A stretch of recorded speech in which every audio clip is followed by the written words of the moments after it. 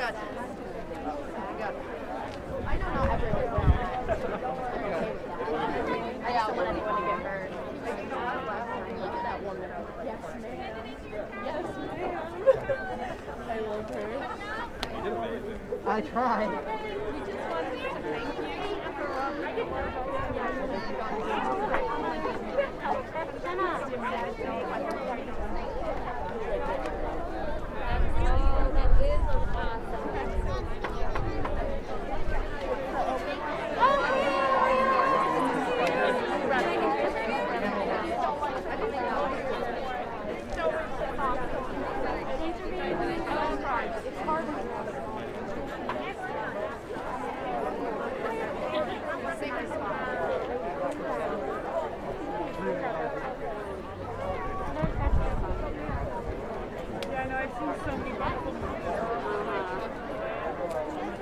the other one, buddy. The other one.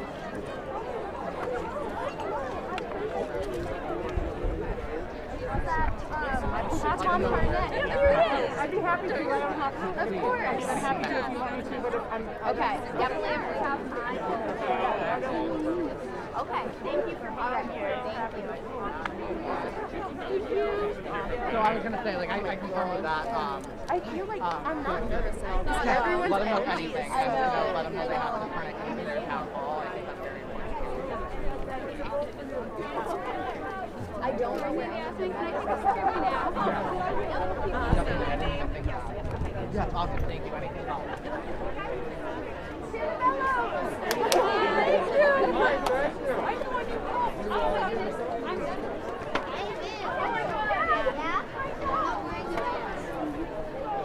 I told her about how we met at Strawberry. Now it's just coming back together.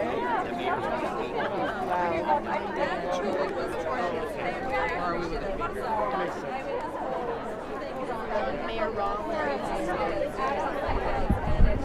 So wait a second, is this your daughter? That's my daughter. Be more proud of her. And Devin is I can't wait to meet him. I've never met him. Because talk on the Mayoral, so maybe we'll just go around a couple times. Like we'll go around a few times probably. I think. Let's make sure we get enough hands in, and then we can talk. And Where did she go? Gardner High School. We'll have to right when we get down what time it is. Yep. If it's anywhere past. I mean, I did get this thing outside.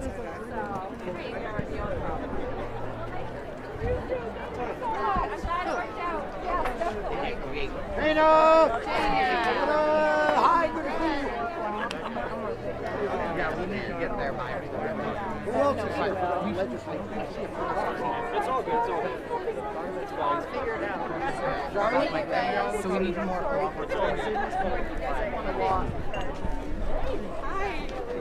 Are you having people like sign up to speak or just come up whenever? So we basically talk about I've already talked to you already. right? Did you have a preference on when Yeah, we have a list of speakers that are already so like speaking. setting more like energetic column for the mark at the start, that you're, if you want to talk more about common emotions, experience, that kind of thing, we'll have you contact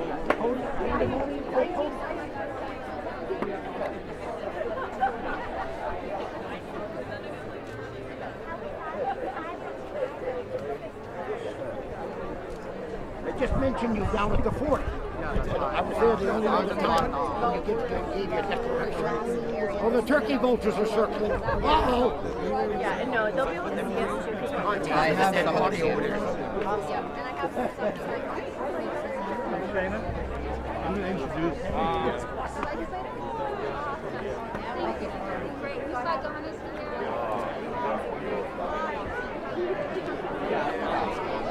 That's I'll take that when we get Thank there. That's fine. I love that everyone's behind us too, like when we're speaking. Yeah. I've seen some people who are counter protesters, but they're just chilling, like they're just walking around. Do you guys like how I did that to But it start? works though. And then I cut all of that and did this, and I just like 1, 2, 3, 4. Yeah. So I literally was like, yeah, I'm definitely not talking. Yeah. So I don't know. We just said how our plan is still our plan, but I'll just pass the microphone down the line once I'm done with it, obviously. And I learned like criminal defense attorney. Like I'm ready.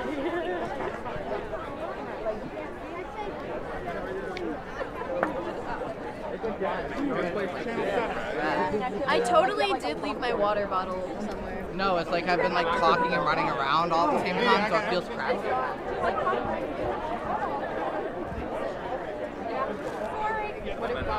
Okay, I just wanted to let everyone know I absolutely love the drawings and the messages you guys are doing. Please continue doing them. I have all this chalk up here. Come get chalk right on the sidewalk. Let's go. It's amazing. We'll send so many messages. Let's go, guys. It's beautiful. The kids are doing better than all of you. Come get your shot.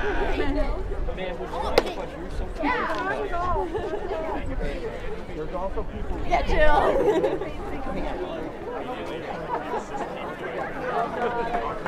So we only had so many to give out. So what we're doing is asking people that are educated in it to go around and let people know where they can get Right a bunch in the of questions streets. answered there. They can have them help Right on fill the it out. other side. If they turn it back It into was the really town hard hall, for they'll me. have it. Yeah, when I went to try and get it from town hall, I mean, you really had to jump through hoops to get it. Oh, you did? Yeah, it was not easy. Oh, I just printed out a bunch. Yeah, definitely.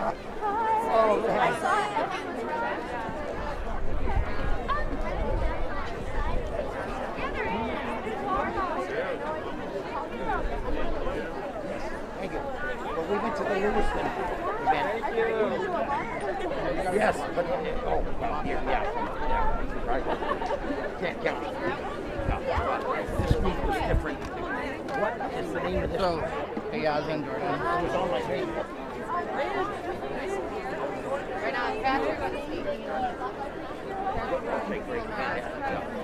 So, I'm wondering, should we have Israel start speaking and then we can go over our stuff?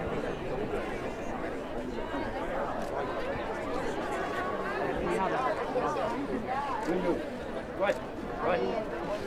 What are you saying? Sorry. Hi. Looking for it, guys. Yeah, Ben. Hi, I'm Derek Hyatt. Oh, Yeah, I have him right here. okay. Perfect. So he'll be speaking towards the end when we get down near the station. Is that okay, or would he rather speak? Yeah. Okay. I trouble walking. Okay. Yeah. We just have one person that needs to get to work, and then once he speaks, we're going to go over everything, and then we have the mayor, and we can definitely see sometime after that. So we'll just sit out here. Yeah, definitely. Have him come right up. Thank you so Thank much. you so much. Okay, so does that sound like right? Hello, everyone! Can you hear me? Okay, I would normally take this time and go over all the things that we want to say, all the safety precautions, but we do have a voice that needs to be heard. So before I do that, I would definitely like to hand the microphone over to him. This way he can speak, be heard. Then we'll go over all the guidelines that we need to follow, how to be safe, make sure we remain a peaceful protest. So here it is. Thank you.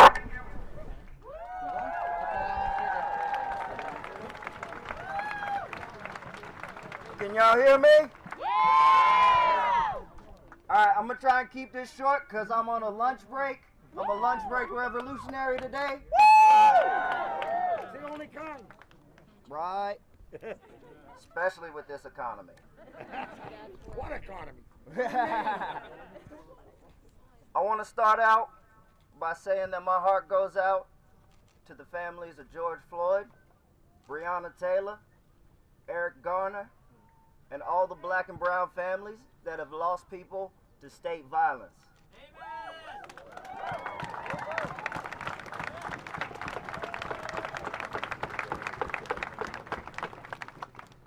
I also want to say a word of support to all of the tribes of Maine and around this nation who are often the victims of heinous crimes and whose pain and trauma is often invisibilized in this country.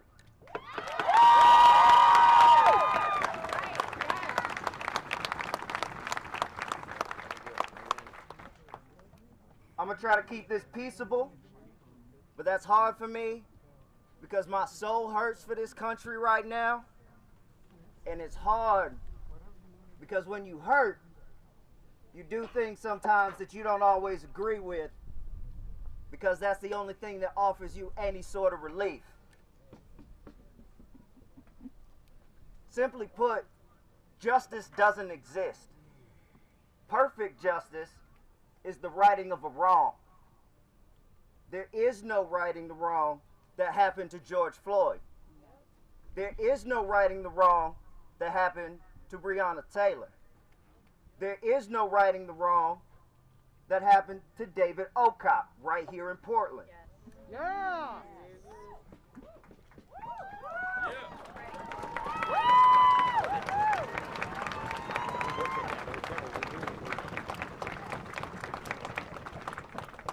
No human has the power to return life to those we've lost. There is no righting the wrong of centuries of plundered wealth through discriminatory financial policy. There is no righting the wrong of years stolen by racist policing and disproportionate sentencing. There is no righting the wrong of opportunities not given, of things which could never be because they never were. Those things are forever gone. Instead, we must pursue imperfect justice, which is the promise of future justice, of future opportunities, of future balance, and of future prosperity. Hell yeah.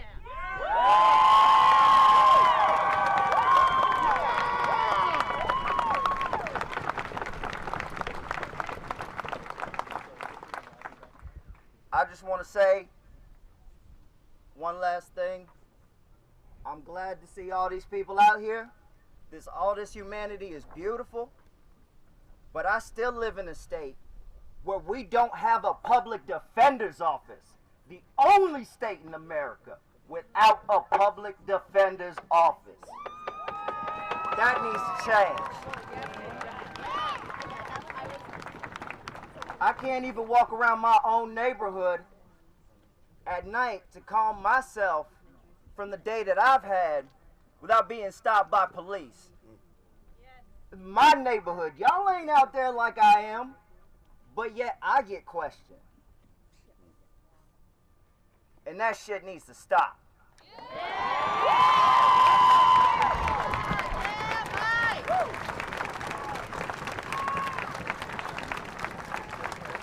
I just want to thank him for coming out here, taking his lunch break to be a part of the movement. It was a very powerful, powerful speech. I hope everyone was able to hear it. I'm going to pass this over to Jordan so she can say a little thing. Thank you. Yeah, thank you, Patrick. Hi, everyone. I'm Jordan. I'm one of the organizers, and I just wanted to welcome everyone. I wanted to thank everyone for coming. I mean, look at this turnout.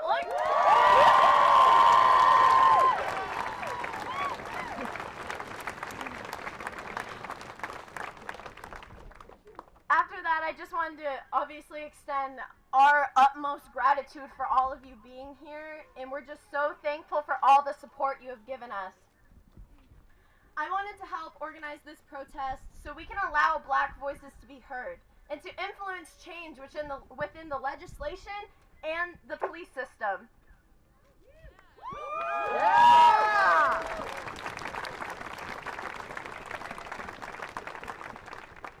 Today we are also here to remember those who have been affected by injustice and racism.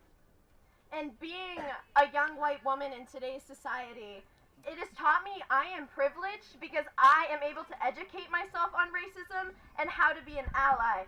I'm not living the racism that all of the oppressed are. That is why I am privileged, and I am here today to let those voices be heard.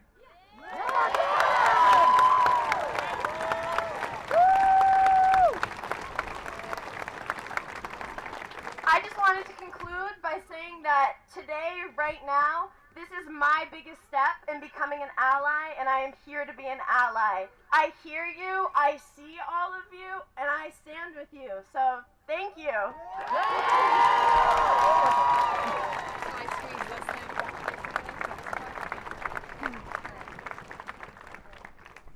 Hi everyone, I'm Yasmin Wadley. I'd like to start out by thanking you all for coming. This means so much to us. It started off as just a small protest that we were going to put together, and we had no idea that this was going to be the turnout, so we just want to thank you guys so much. I have lived in Augusta my whole life. My mom is an immigrant from Africa. She's also Muslim, and my dad is white. So I've seen both sides of this community, and I've seen us stand together, and I've also been treated differently for the color of my skin. And that's why it is so important that we stand here today and use our privilege here in Maine. We're a primarily white state, so it's important for everyone to use their privilege to protest here today. My family was scared for my life.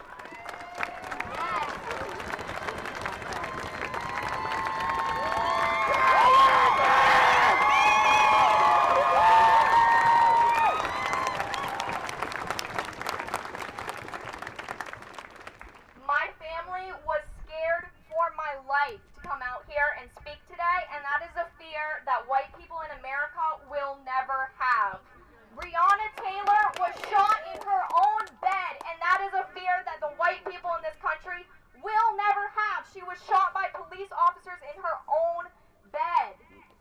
So I just want to say that it's so important that we come out here to put an end to systemic racism and use our voices. It's so very important, and we're just very overwhelmed by the support we got today. And thank you guys. Black Lives Matter.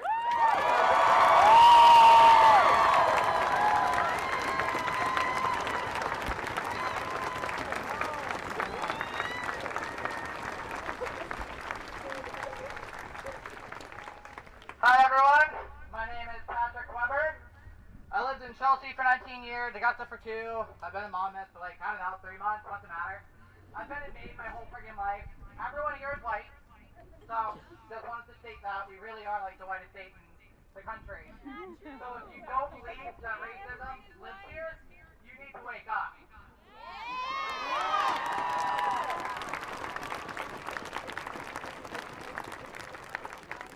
So in light of all of the events that have happened recently, I just kind of want to mention 3 people that are black trans people.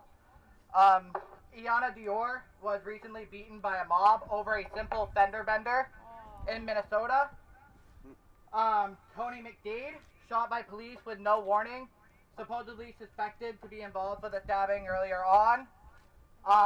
He was said to have a weapon, and witnesses confirmed he did not. This was in Tallahassee, Florida. Nina Pop was stabbed to death in her home in Missouri. Police very highly believe it was a hate crime, and I mean it's very obvious it was. So with saying that, I just wanted to mention I am a gay male in light of Pride Month, especially.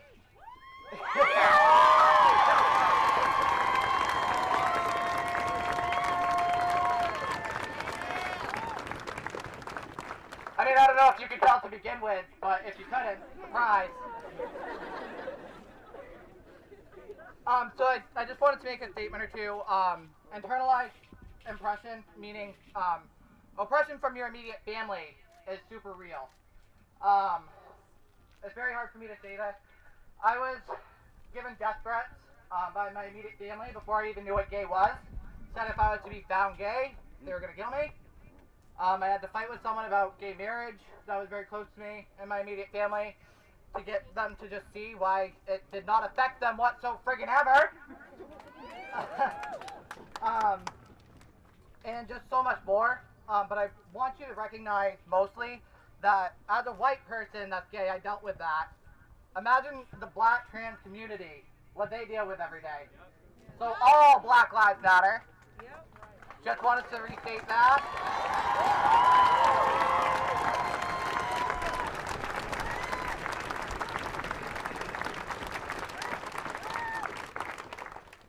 And in light of stating that, just recently I finally got why Pride Month was so important to me, or really why I oppressed it for so long, because I was ashamed of Pride Month for the longest time. And that's because of the things that were said to me that traumatized me for so long. And I wanted you to know that I had to unlearn a lot of my own oppression. I also had to unlearn racism that was embedded into me a little bit because of the same things that were said to me, not necessarily in the same manner, obviously, two different topics, but basically the same way. They taught me how to be oppressive of black people, and I had to unlearn all of that. So, there's no excuse for oppressing people. You can unlearn it. You can be educated.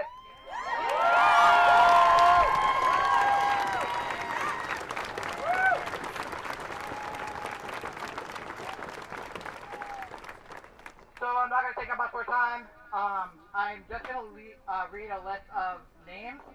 They're black victims of police brutality, court system injustice, sex trafficking, homophobia, and transphobia. While I read this list, I want you to think of how long it is. Remember, each was a friend and a family member. Remember, each was a human being. And remember, they died too soon. Can you take that?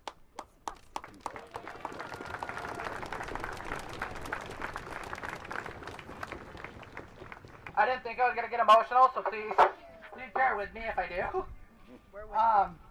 Alright, here it goes.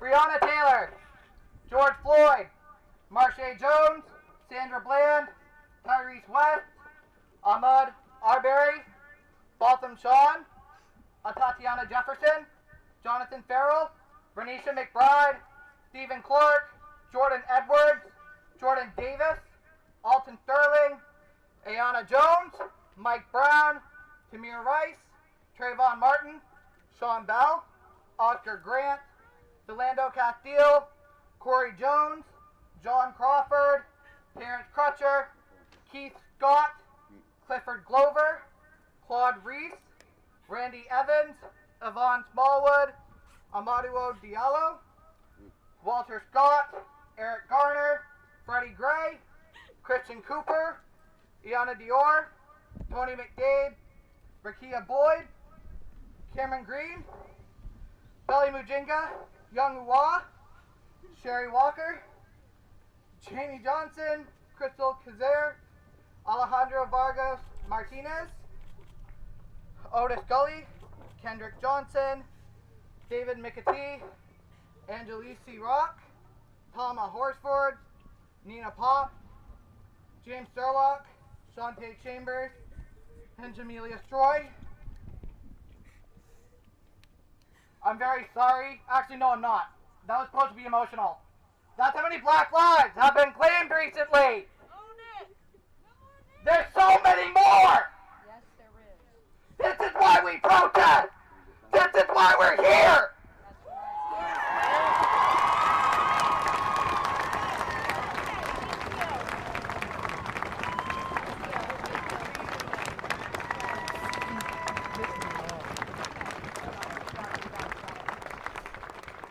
I think the list of the rules. Oh, rules, yes.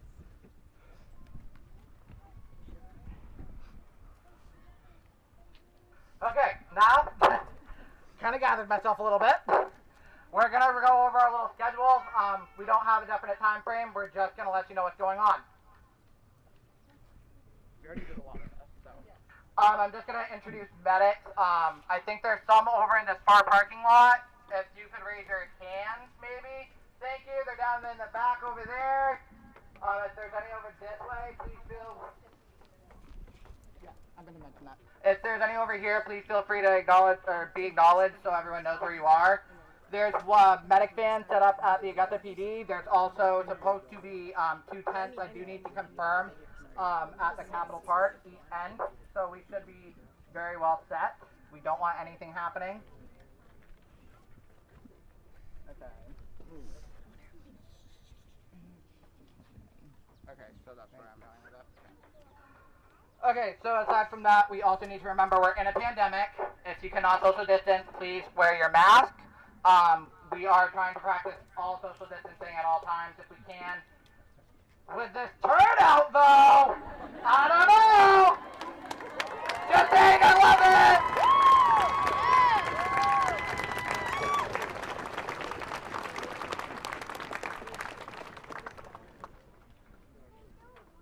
Okay.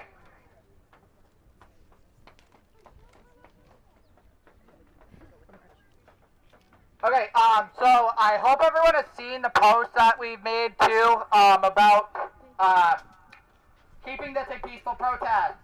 There's no violence, no harm, no destruction to be done. That's why we have chalk. So nothing can happen to any building. We don't need any reason for this to become any sort of what people want it to be.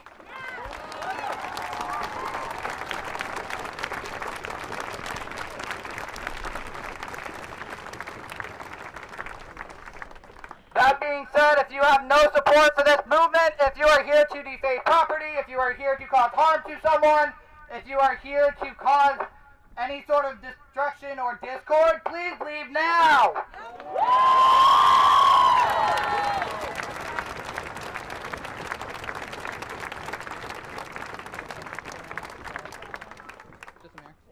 Okay. Okay, so we are going to have our next speaker, the mayor of Augusta, would like to say some words. Thank you.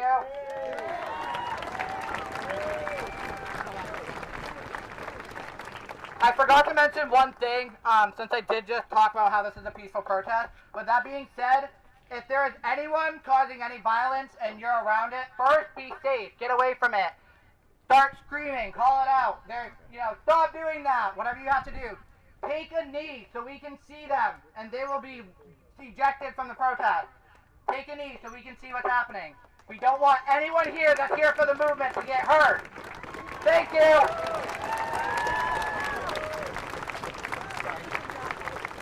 Good afternoon, everybody. My name is Dave Rollins, and I'm the mayor of Augusta, Maine. And I'm honored to be the mayor of Augusta, Maine. We are the state capital. And I can tell you that the elected officials and all the citizens of Augusta try our best every day, every week, every month to live up to those expectations. This is a great community and a great state. And I certainly feel the energy here today of two emotions. One of anger. One of deep anger, we're not going to take it anymore. And the second of deep peace. I do not feel violence amongst you. And those are the people, and that's the people we want to be. So that's very appreciated. And please maintain that throughout the march and the day-to-day in protesting a need for change. I heard you. Before I read you a proclamation, I want to introduce some local elected officials. So if you would please come forward. Beginning with legislative delegation from Gardner, Maine, Tom Harnett, House of Representatives.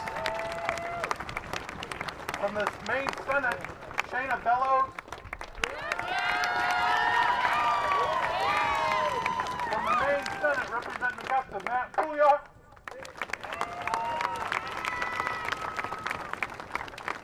And on Thursday night,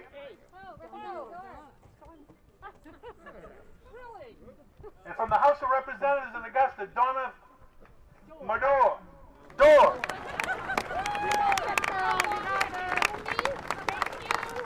I've known Donna since high school, and I know her as Donna Farrington. Okay, don't say anymore. Where was I? And on Thursday night, we had a city council meeting, and I'm going to introduce Councilor Kevin Judkins. Kevin rose in that meeting and asked if the mayor could read a proclamation today. He thought it would be very important that we let the state and the nation know the heart and soul of Augusta, Maine and the state of Maine. And not only did I immediately agree I would be honored to do that, but the council voted unanimously to support that. So I'm here with you today because Councilor Judkins knew it was important.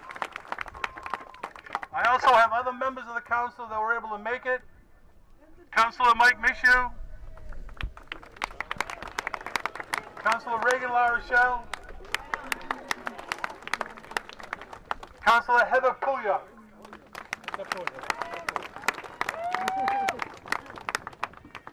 I do not have any deep message for you.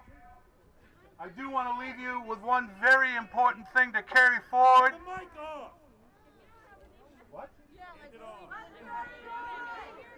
I want to leave you with a very important message. That it's great to stand up and demand change, but it's more important to stand up and vote change. So what's gonna change? It's more important to stand up and vote change. I will read the proclamation. We demand change! Defund! The city of Augusta, by and through its elected and appointed leadership, is fully committed to this statement of core values, which affirms that the citizens of Augusta are entitled to a fair, ethical, and accountable city government that works to maintain the public's full confidence.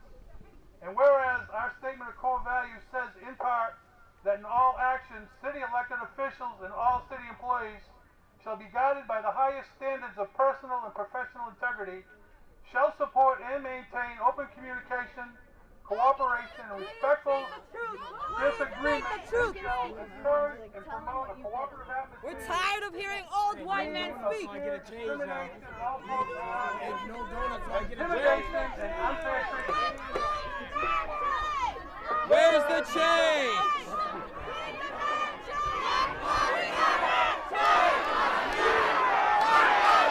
We demand change! We demand change! We demand change! We demand change! We demand change! You damn right we gotta vote it! Thank you all for speaking your mind. Thank you. They needed to hear that. That was important. They need to hear that. They do. They're coming right now. So here is the Reverend. We have a Reverend here to speak.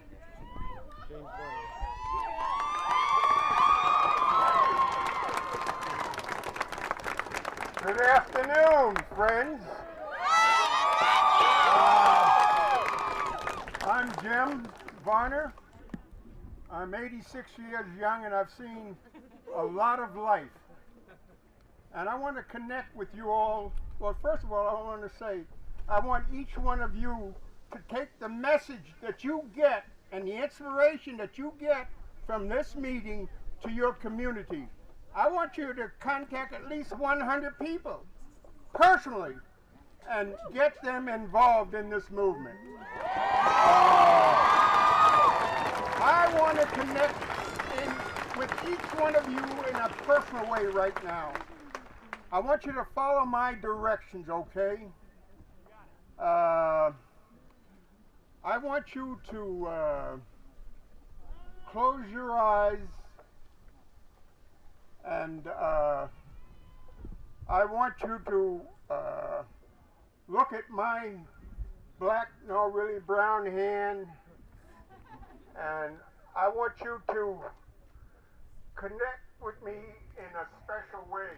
As a matter of fact, no, I want you to look at the hand of my brother, who we're here because, Brother Floyd, you're holding his hand, okay?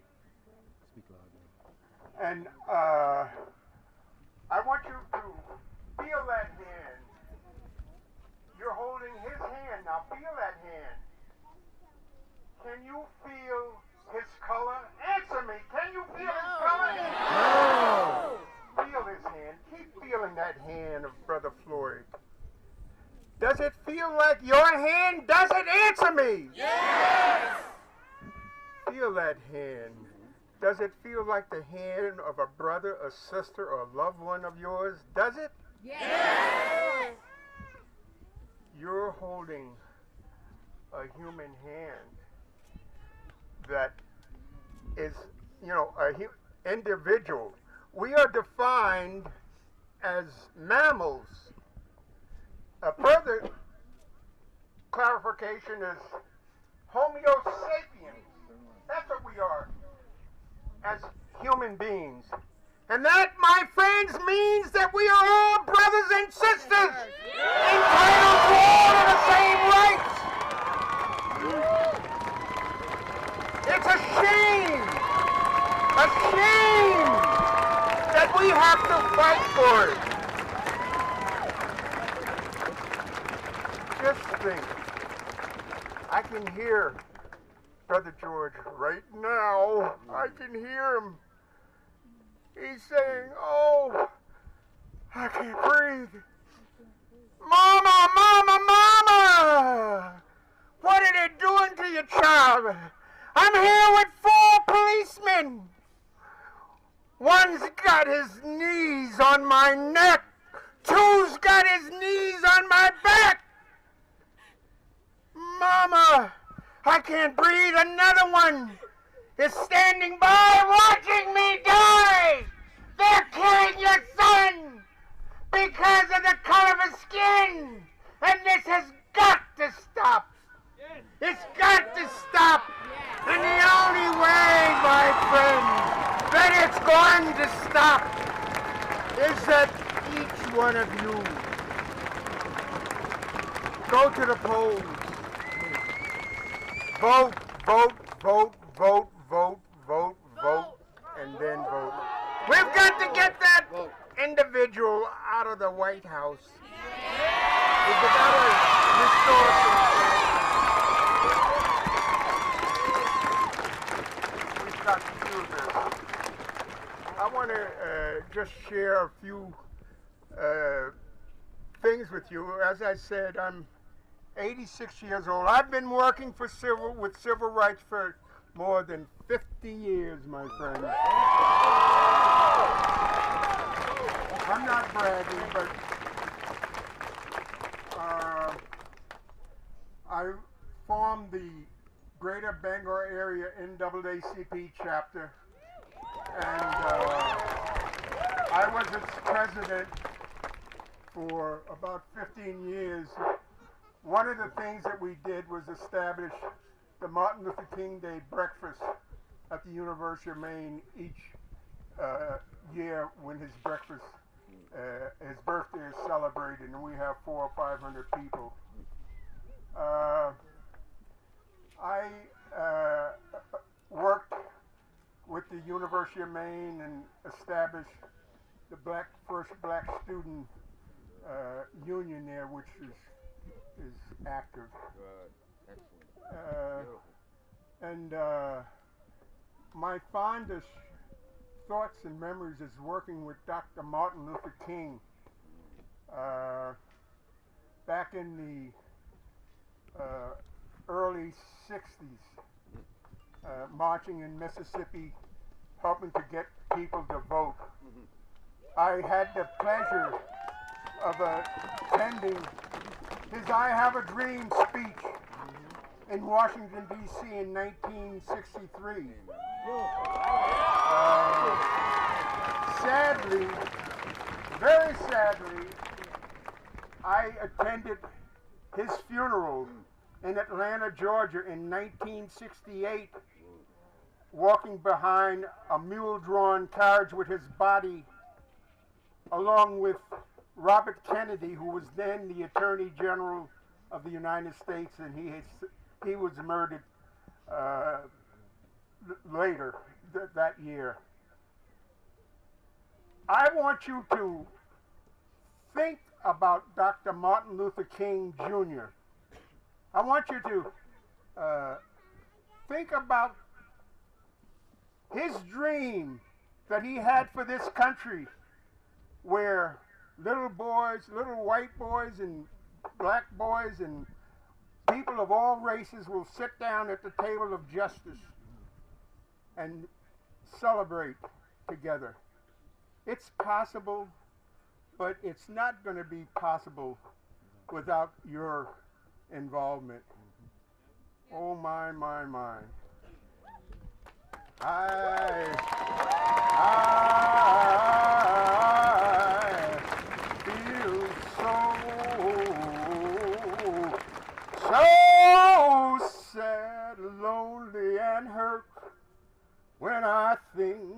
about how my black brothers and sisters are victimized throughout these United States. We've got a broken court system that abuses them. We got police that are killing them. We've got the books stacked against us. We're the first hired, last hired brother, and the first fired. What America needs most, my friend, and they ain't got enough of is love, sweet love, fair treatment, and I know surely, my friend, there's enough love for everyone.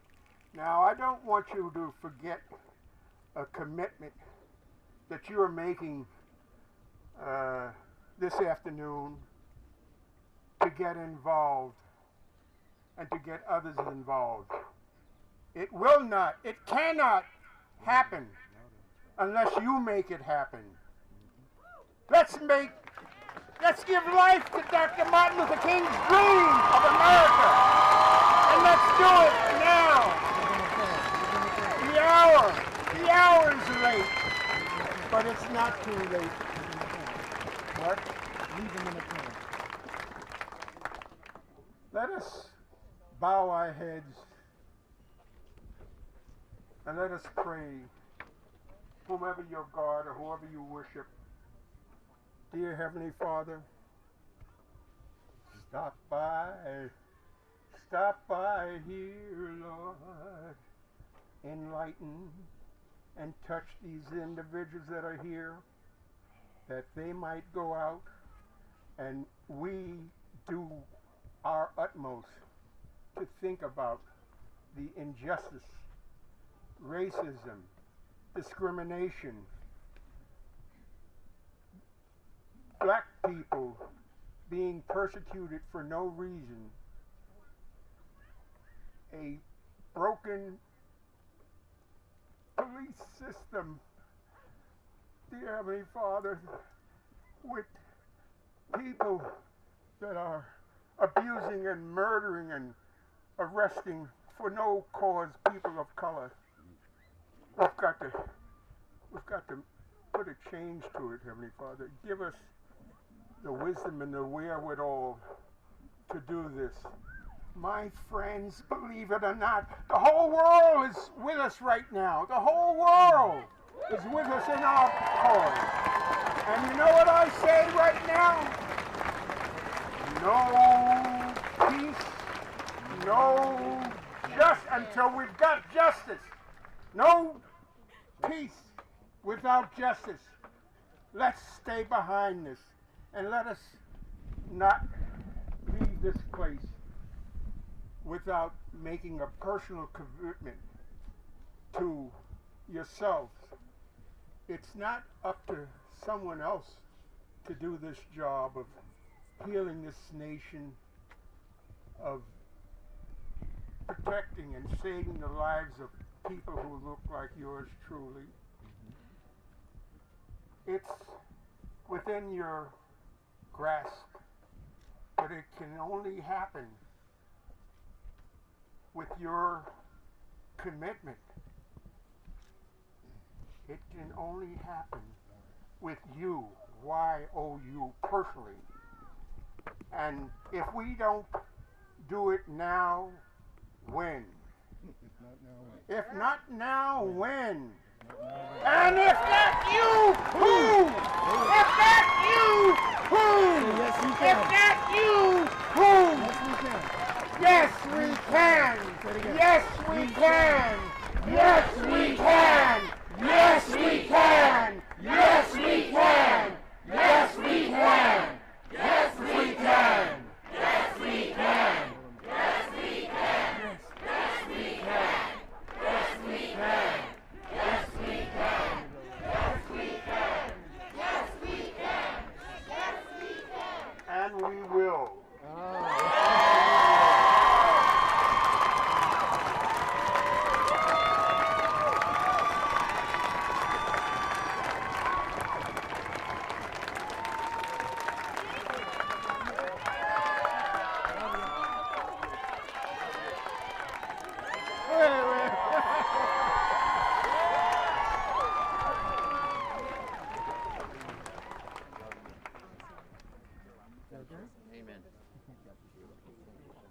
Thank you very much. Thank you so much, Reverend.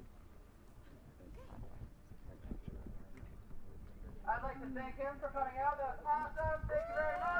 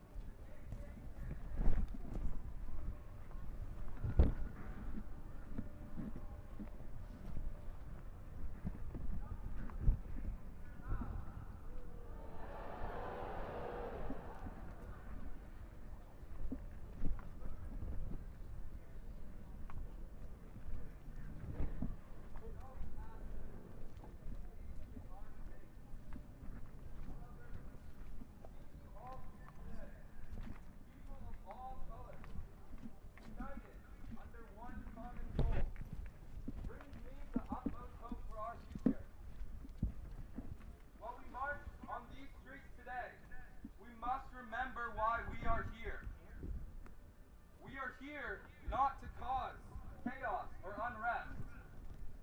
We are here to be united, to lift each other up, and to bring justice to those like Breonna Taylor, George Floyd, Trayvon Martin, Michael Brown, Eric Garner, and every single black boy and girl who has ever fallen victim to the corrupt criminal justice system here in the United States.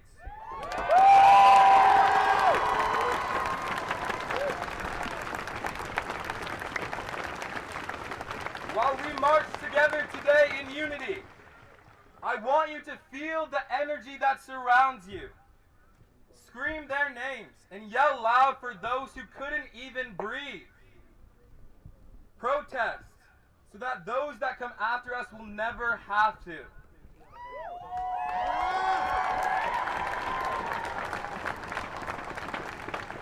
This march today will come to an end, but we must remember that this battle is far from over. And with that I say, Black Lives Matter!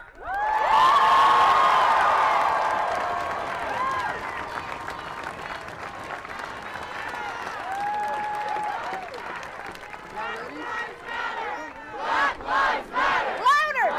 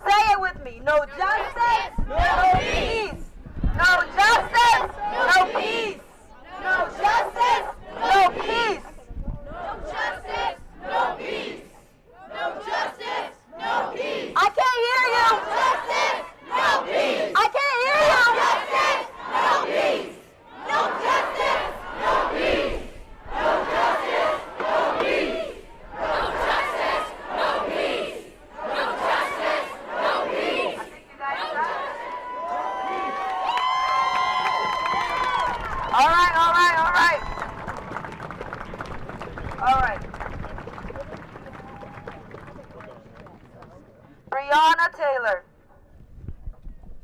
She was sleeping. Say her name with me. Breonna Taylor. Breonna Taylor. Breonna Taylor. Breonna Taylor. Breonna Taylor. Breonna Taylor. Breonna Taylor. She was sleeping. Officers walked into her house, shot her 8 times. 8 fucking times! Unacceptable! You know why they did that? Ask me why. Why? Because they have a system that protects them. Yeah. The officers have a system that protects them. Yeah. What are we going to do about that system? Break it! Say it with me! Break it! Break the system! Break the system! Break the system! Break the system! That has to go. Amen. That has to go.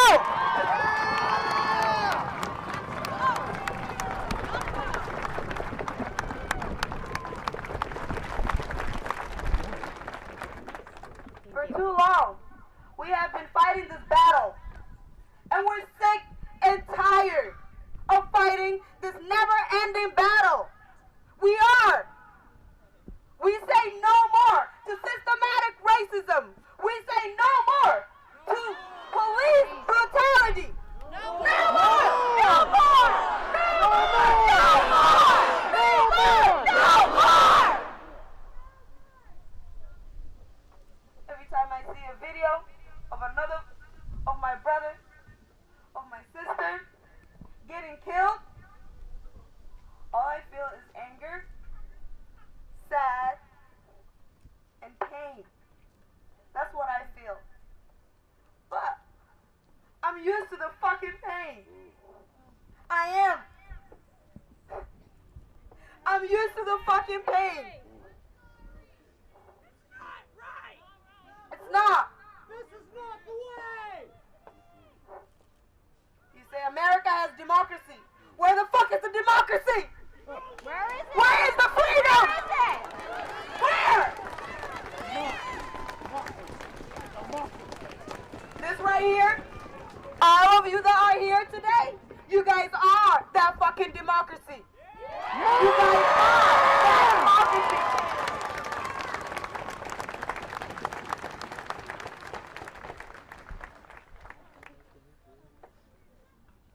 We need to vote because that's where we pick the people we want to serve us.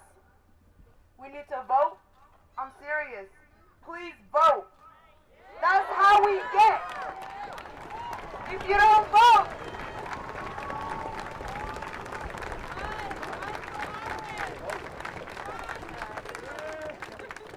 if we don't vote, we get people like Donald Trump.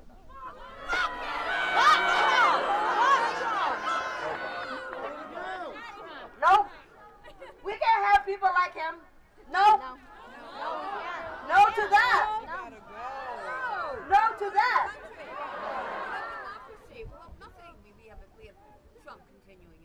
Yep, he gotta go. So, you will vote. All of you here will vote. That's how we get rid of him.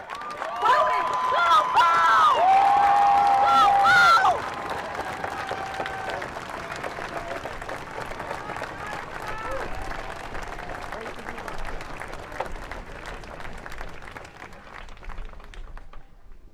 And for me, I believe in education.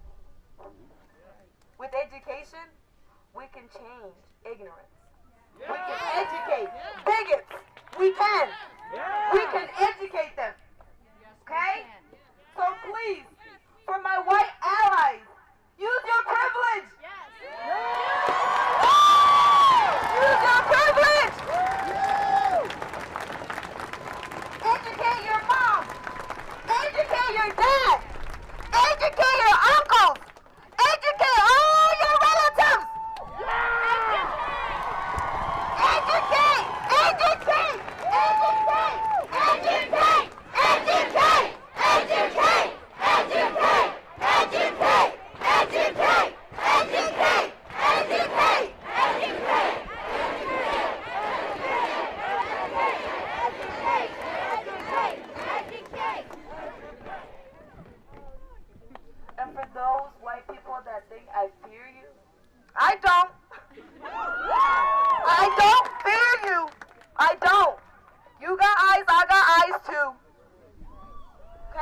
you got brain, I got brain too.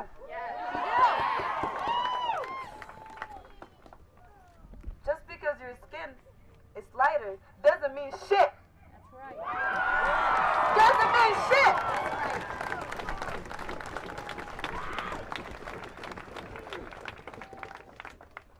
What we need is to fight the system. If we don't fight the system, if we don't end systematic racism, we will continue to have protests, we will continue to fight, and we're tired of fighting. So please, all my brothers and sisters here today, let's continue the fight, okay? Let's continue the fight.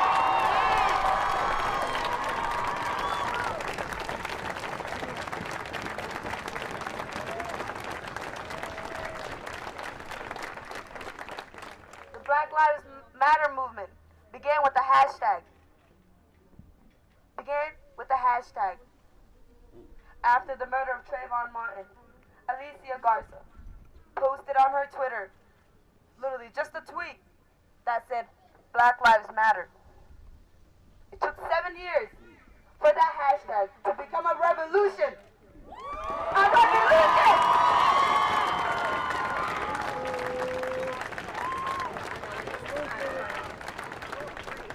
And for those that say all lives matter, yes they do. All lives matter. Who doesn't know that? Who? But for now, we're focusing on Black Lives Matter because we are the ones getting killed by cops. We are the ones getting killed by your uncles. We are the ones getting killed by your brothers.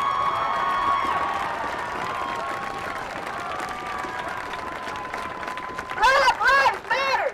Black Lives Matter. Black Lives Matter. Black Lives Matter. Black Lives Matter. Black Lives Matter. Black Lives Matter. Black Lives Matter. Black Lives Matter. Black Lives Matter. Black Lives Matter. Black Lives Matter. That's right. That's right.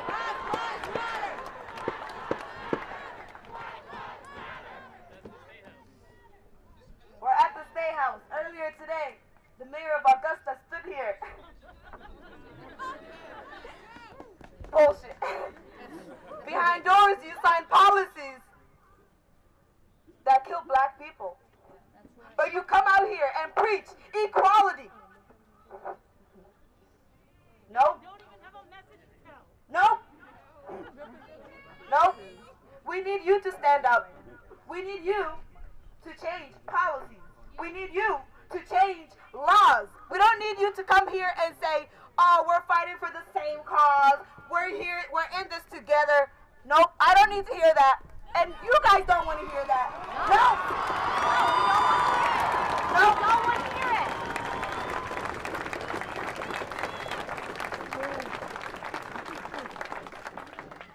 So today, we will have a peaceful protest, and we will continue the fight. We will be heard, and we will stand as one. We have one vision. Like he said, if you have any ill intentions, dismiss yourself right now. Bye. Say bye. Bye.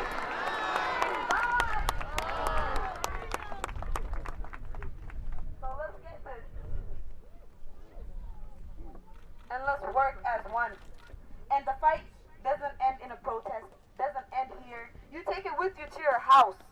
You take it with you to your schools. You take it everywhere you go.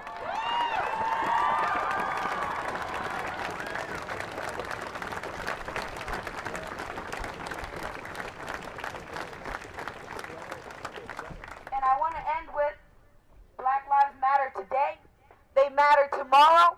They matter the day after that.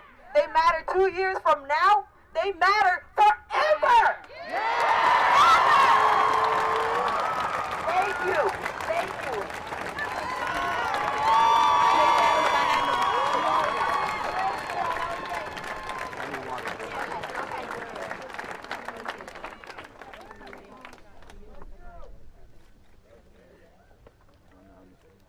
So, our next speaker is just about to come up, taking a drink of water. He'll be speaking in just a moment. Hello everyone, my name is Devin Moore. I want to start off first by thanking everybody that's out here right now. It means a lot to see so much support, so many allies, so many people coming together for one purpose. And it's absolutely incredible, it's inspiring. So give yourselves a round of applause for being here right now.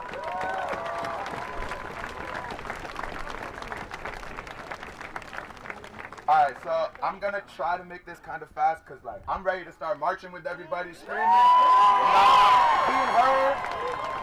So I'm just gonna hit y'all with a couple like statistics that I looked up this morning. In 2017, it was said that African Americans made up 12% of the United States population. Also in 2017, 33% of prisons populations were made up of African Americans. When slavery was abolished in 1863, the African American community began getting incarcerated at a very high rate. Parents are being taken from their kids, kids taken from their parents. Young black boys are being tried as adults and treated as criminals from birth. Unfortunately, there's been an ungodly number of African Americans that didn't even make it to the back of the police cruiser. A recent study performed by Mapping Police Violence in 2019 showed that a black person is nearly 3 times more likely to be killed by an officer. Again, with the black population making up 12% of the United States population, 33% of police killings involve African Americans. Mapping Police Violence also pointed out that 99% of all officers involved had no charges pressed against them.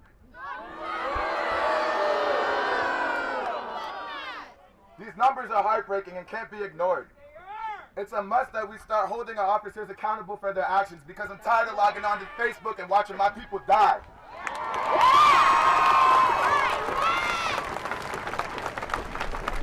And last thing I want to talk about is our communities a little bit, because although systematic racism has kept us chained and held us against our will, it starts with us today in our communities. Ask yourself what you can do to make this country better for everyone. Black Lives Matter is the narrative for here today, but this is a battle for equality. We want all lives to matter, black, white, gay, straight, or trans, it shouldn't matter.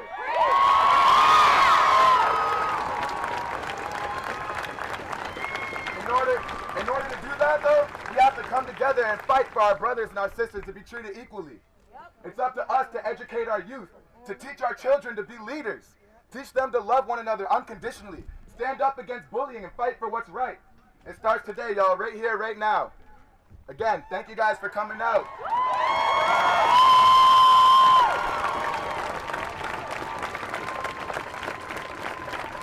After you leave here today and you go home, ask yourself, what can I do next? What can I do better? Your silence is violence. We have to speak up. We have to come together. Together we are strong. United we stand, divided we fall. There you go. Thank you guys for having me.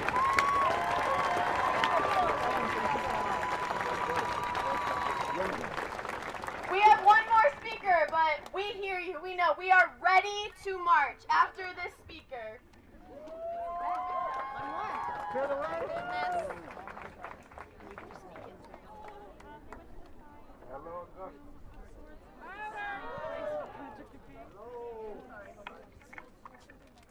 Can you hear me? Can you hear me? Can you hear me now? I'm a black barber. I own a black business right here in Augusta. I am a public image. My sign says, am I next for a reason? It's a live question. It's a real question.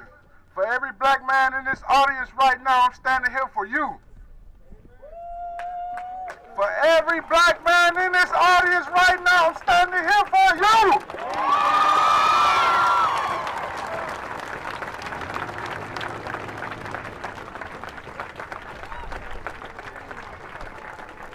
So please, I'm from Mobile, Alabama, originally. I'm in Augusta to raise my black kids peacefully.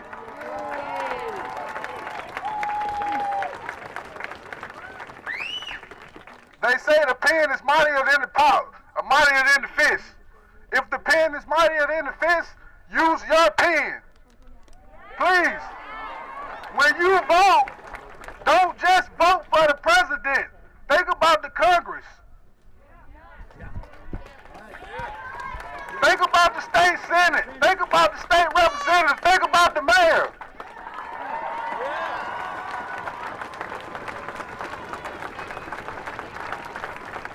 When you vote, don't just think about the president. I say and I repeat, don't just think about the president. He's just the face. So please, when you vote, think about the president, think about the congressman, think about the state senate. When you march for these looters out here, please be smart. The cops are waiting. Don't give them a reason.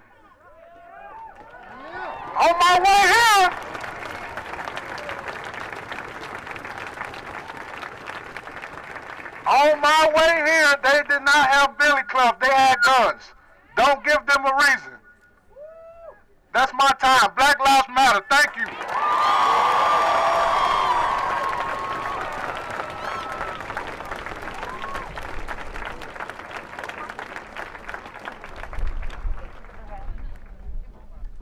It is time to march. Say it with me. No justice! No peace! No justice! No peace! No justice! No peace! No justice! No peace! No justice! No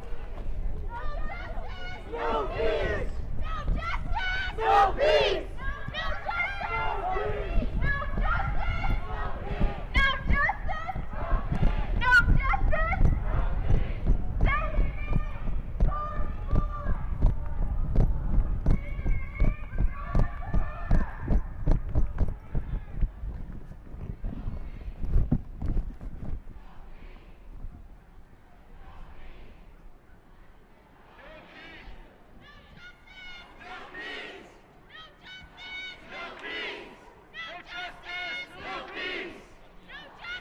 No peace! No justice!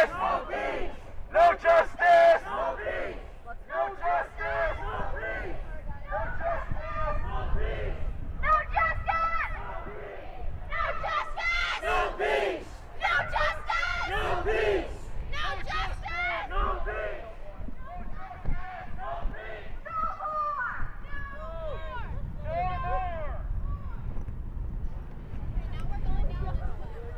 We're going this way! We're going this way!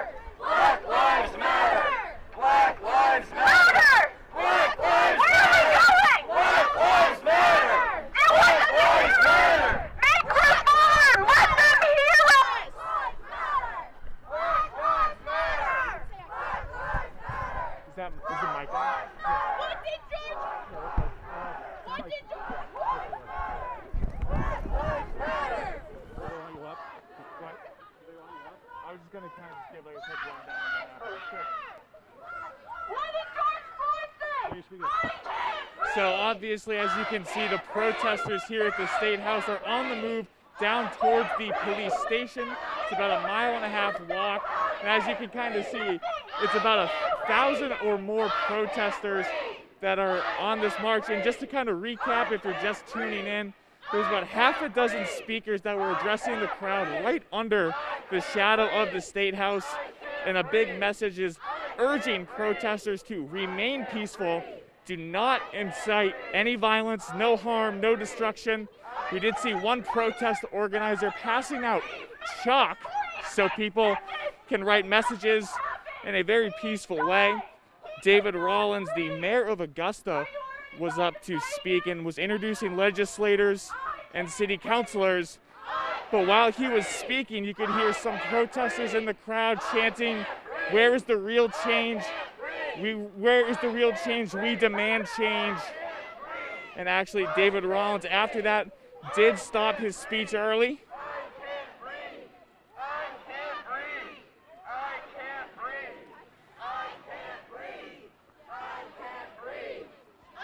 And as we kind of look back up at the hill, there is still people not even in picture of the camera, just to give you a quick show of how many people have actually come out. Everybody wearing face masks.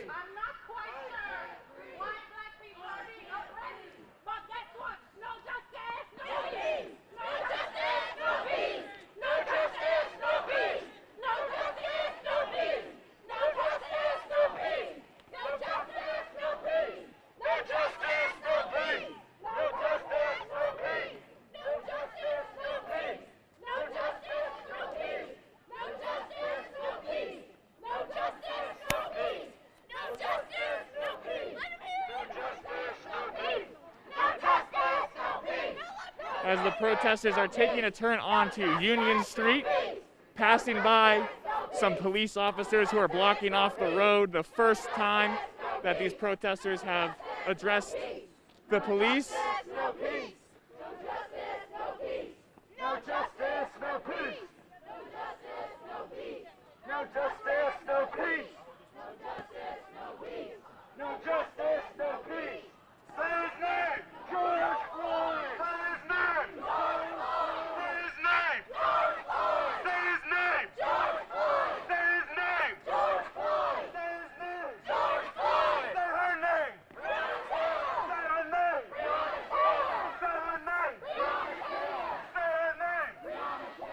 Say her name. Say her name. No justice. No justice. No justice.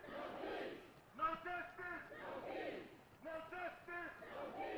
No justice. No justice. It's gonna louder, louder. It's gonna be for 8 minutes. No justice. No peace. No justice. No justice. No justice. No justice. No justice. No justice. Black lives matter. Black lives matter.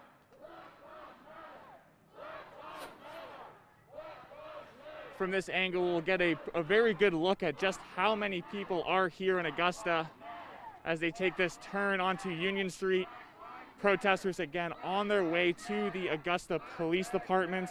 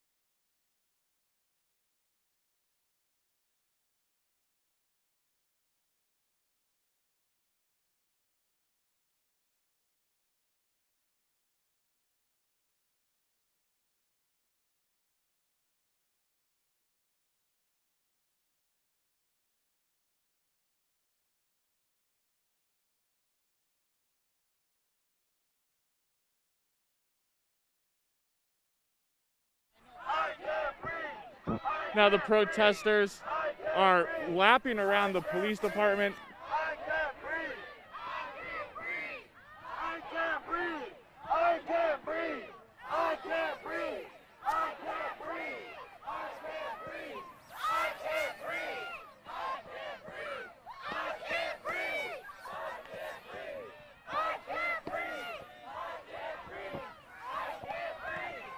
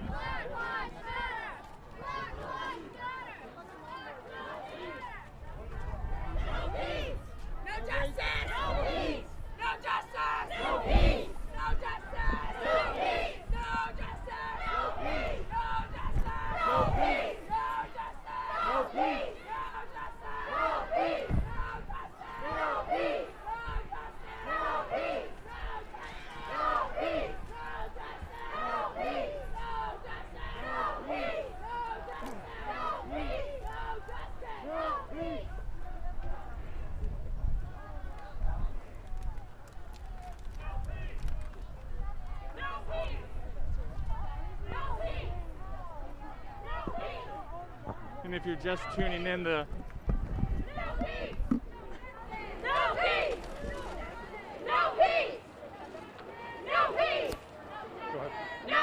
And if you're just tuning in now, the protesters just did a quick lap around the State House, going back this way on Union Street, circling the Augusta Police Department, and now making our way back to the State House. The chants that you're hearing right now, no justice, no peace, Black Lives Matter, have been echoed throughout the past 20 or so minutes that we've been marching. Augusta police obviously shutting down the streets so that protesters could march. A couple thousand people have come out. There's about a half a dozen speakers around 2 o'clock that kicked off this protest. And now we are right in the middle of the march, and the crowd just keep coming around the turn. It's hard to really get a wide angle shot to capture just how many people are here as we right now on the front steps of the State House.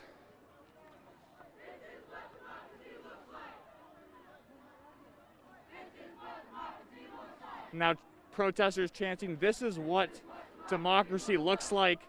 And one of the most emotional and powerful speakers that we heard from just about an hour or so ago was a local reverend who actually helped form the NAACP chapter in Bangor.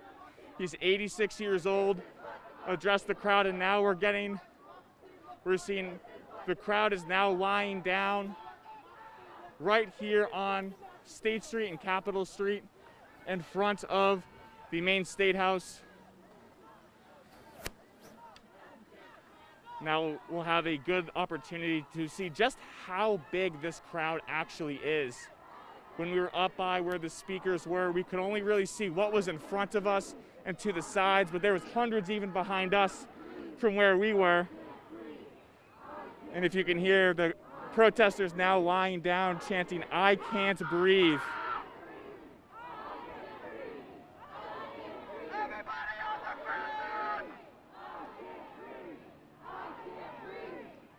You can see some people with their hands behind their backs simulating people being arrested by police. "I can't breathe," obviously a quote from the video showing George Floyd's murder in Minneapolis.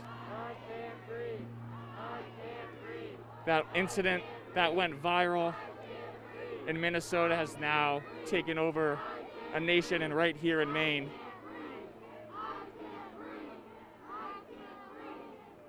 As thousands are now on the ground right in front of the Maine State House.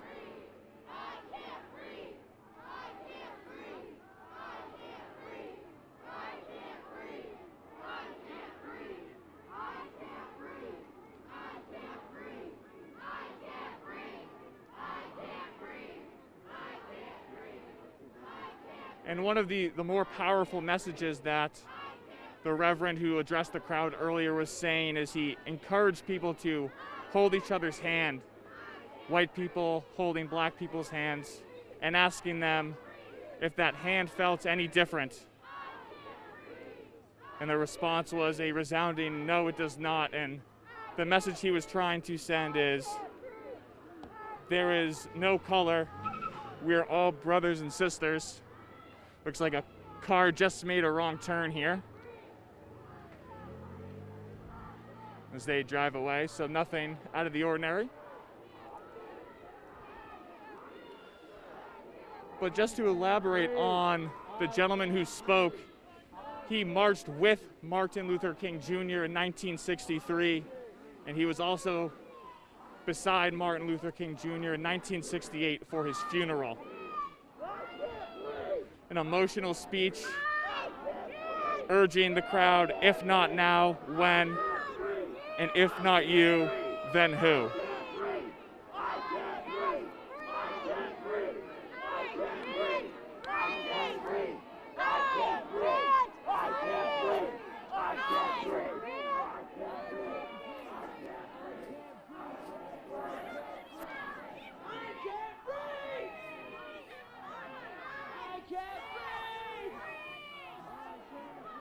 And the images you are seeing now, just a few hundred feet away from the Maine State House.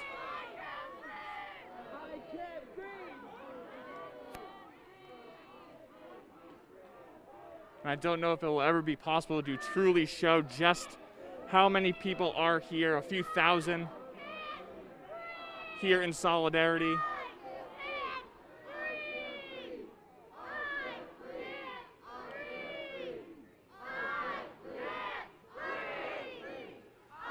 The I Can't Breathe chants still echoing on the streets. It is my understanding that the protesters will be doing this for 8 minutes and 46 seconds. The amount of time that George Floyd was begging for his life.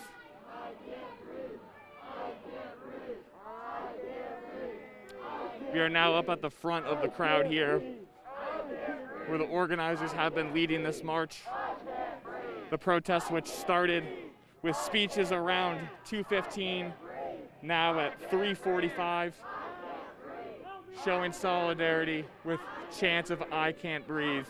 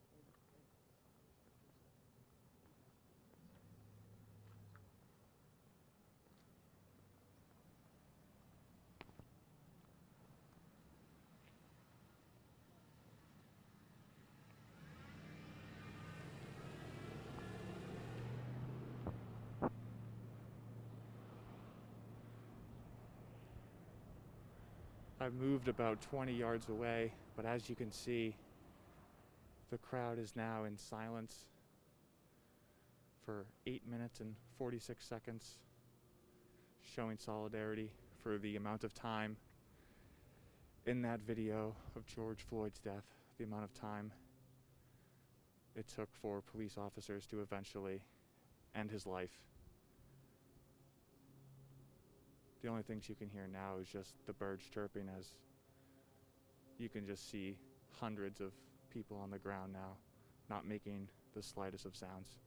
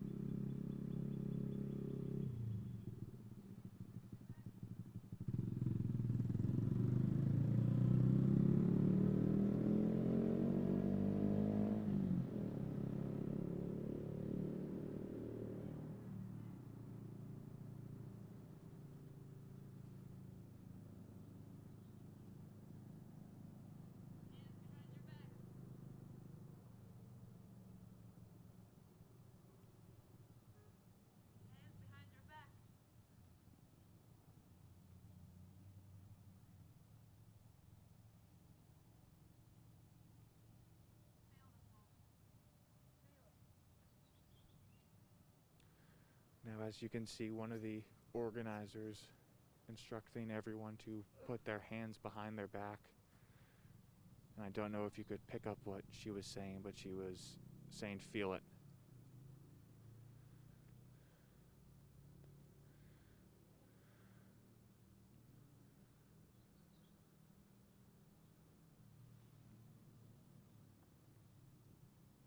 Again, this is all taking place right in front of the Maine State House in Augusta. Thousands of protesters from here where we are all the way down State Street and through Union Street.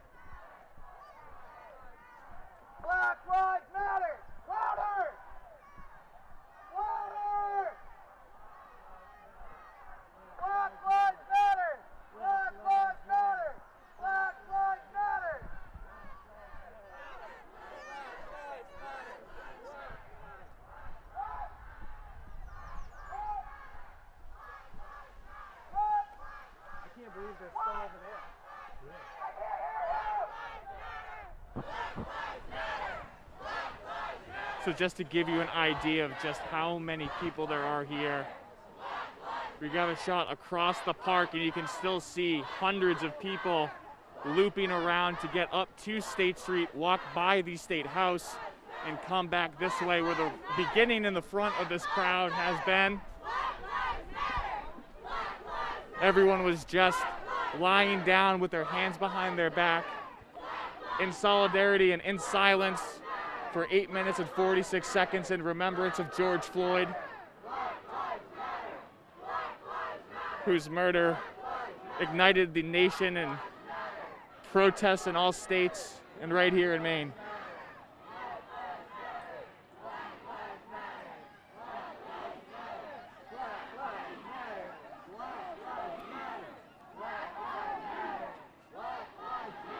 And one of the last speakers that addressed the crowd at the State House was a black man and a black business owner. He owns a barber shop right here in Augusta. And his main message was, the pen is mightier than the fist. And what he meant by that is people need to get out and vote. That was a huge theme of these speeches that we heard about around 2:15, is get out and elect the change that you want to see. And that was just, urged and emphasized when every speaker took to the podium. And another big thing addressed is there have been some talks and some sightings of police in the area trying to keep this a peaceful and civil protest. And the last thing that gentleman urged to the crowd is, don't give any police a reason to start violence. The peaceful protest, that idea is something that you've been hearing all week. And keeping it peaceful is the main message that organizers and protesters alike are trying to keep here in Augusta.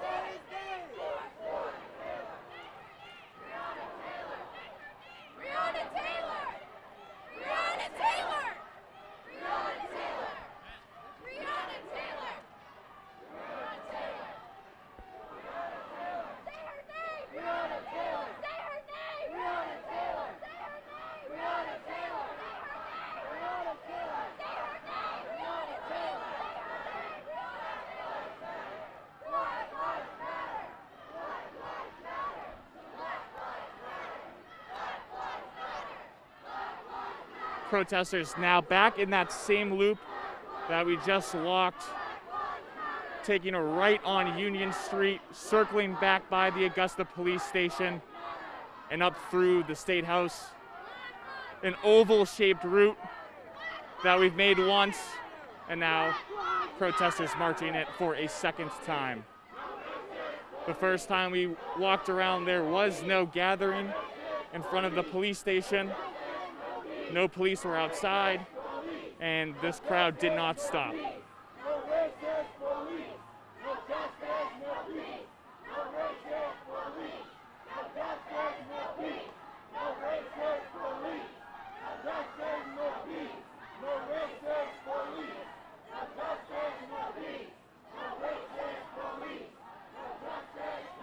And like I was mentioning, the shape of this route is like an oval.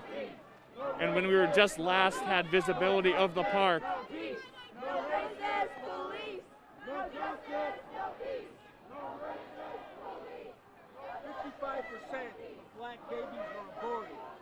55% of black babies were aborted. there's one gentleman here behind the camera. I hope you're not giving this man any airtime.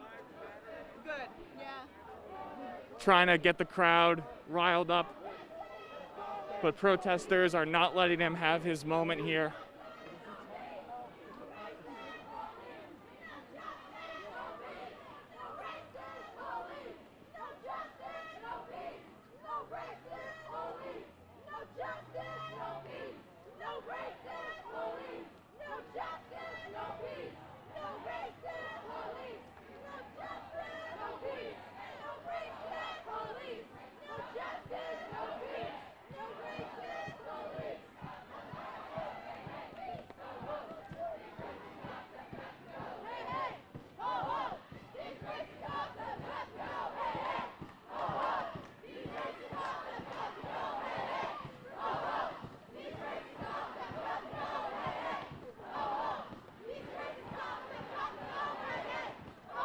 When we first made this lap around Union Street, we were up towards the front, but now that we are right in the middle, and you can just see on both sides how packed the streets are with protesters, like we've been saying, a few, or at least a couple thousand here in Augusta.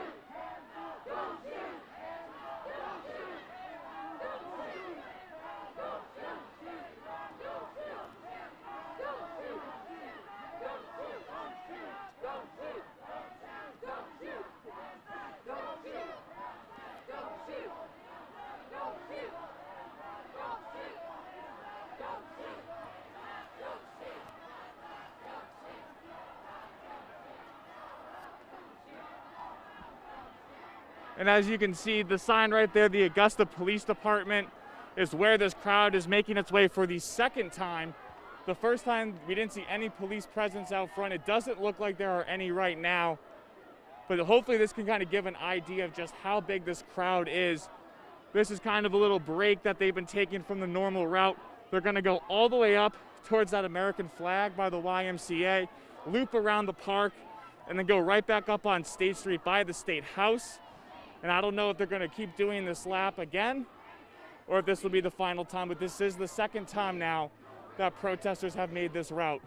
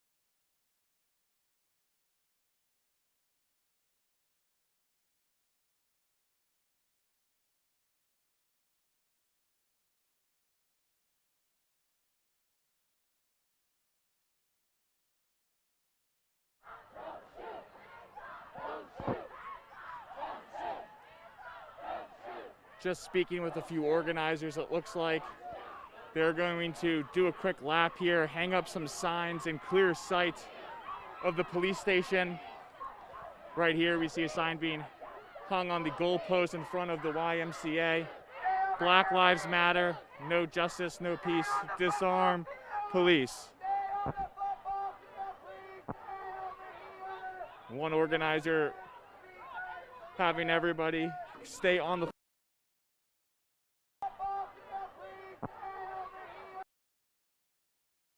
Yeah, I'm fine, thanks. Sorry, Facebook. Devin is okay. As he gets up there. Oh, I have some. Yeah, sorry I lost you guys. No, we're sorry I lost you. Well, I kind of ran off, and then I found another friend of mine, and then we ran out for a second, and then I kind of kept running off. As we get a shot here of the last protesters filing into the football field.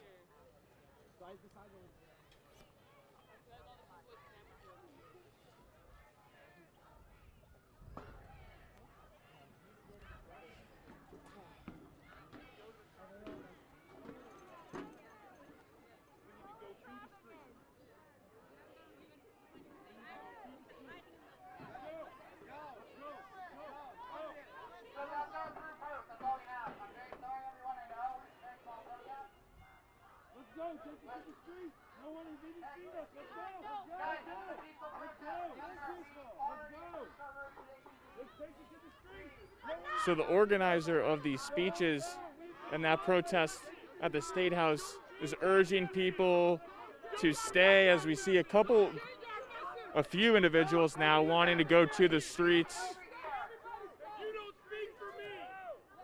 Others urging them to stay, saying stay to the message, stay to the message.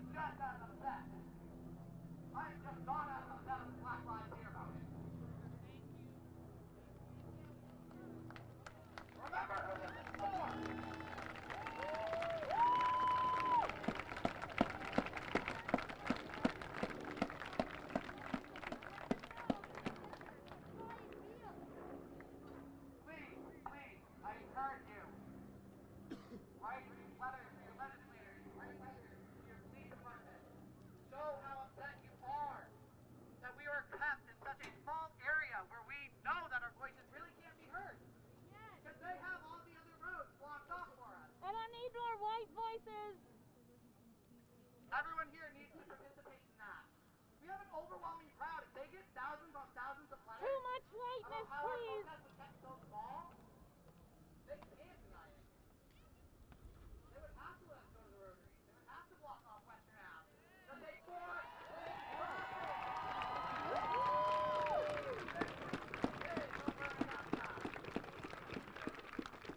We've had parades across the bridge. One thing I've always thought of, we've had parades across the bridge. Why can't we protest? Let's go! Please go! So again, I'm just as upset, not as upset as the Black Lives here, but we are pissed. And we need to write them letters, very strongly worded, about all of that. So, we are going to continue on with our memorial and speakers.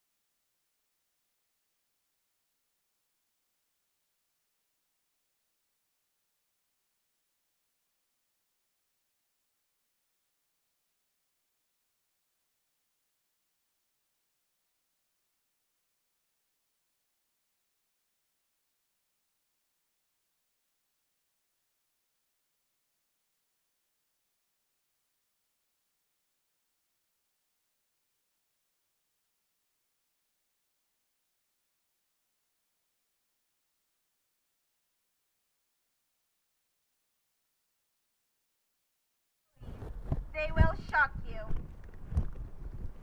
I have a story to share. A few weeks ago, in my own driveway, an older white man, who is my neighbor, stopped me as I was driving out and said, "You can't drive on this road. It's a private property unless you live here." So much emotion ran through my body. But all I said was, "Yes, I do live here." I have another story. My brother and his friends were one day hanging out somewhere at Bates College when a police officer came and said, "Let me see your IDs." Everyone gave their IDs, including my brother. And when the officer came back to my brother, he said, "You're not in the system. You live on Knox Street and you've never been arrested before?" I have another story. One night, my brother was driving my brand new car and he was stopped at a traffic stop. The officer claimed to have stopped my brother because of a tail light that was out. The officer did not ask for insurance or an ID, but rather said to my brother, "You can go. We were looking for someone else and you're the wrong person." Imagine that. All of these instances have happened in our city, Lewiston.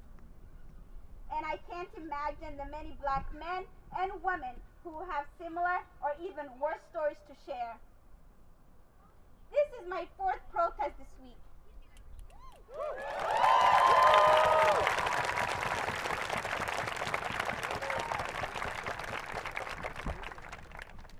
And yes, I'm pretty exhausted. But imagine how exhausting it is when you have to fight against a system that was never built for you.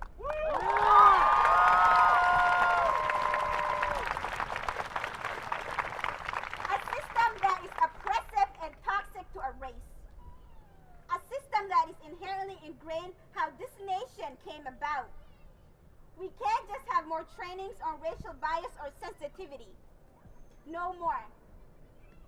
We need to go beyond that. We need to create a public safety system that is founded on compassion.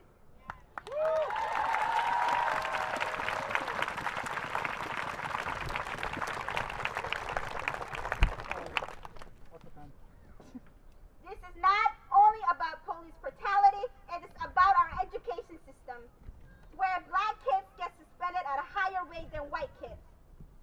I remember when I was at a mom's home, and she got a call from school that said her 7-year-old child is being suspended for being disruptive in class. Regardless of race, no child should be suspended if they are under a certain age.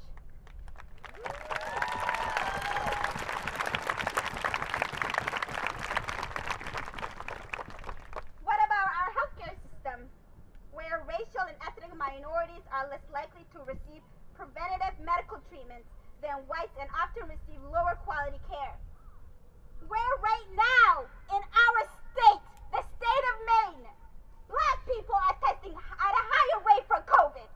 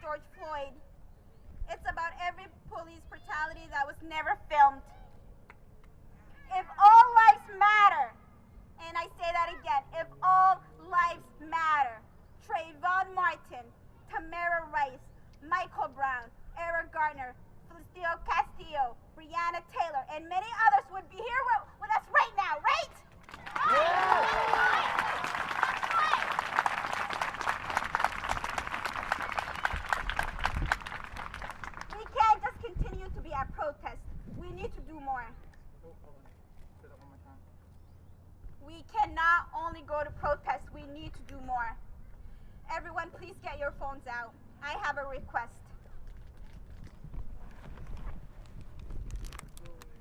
I have a list of demands I need you all to make your officials. Because we've waited for over 400 years, and we still haven't seen the changes that we want to see.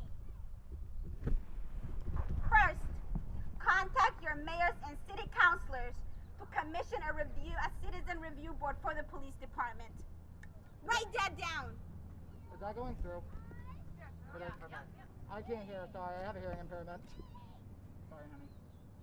2, contact your school committee members to get police out of our public school system and replace them with social workers and trained psychologists.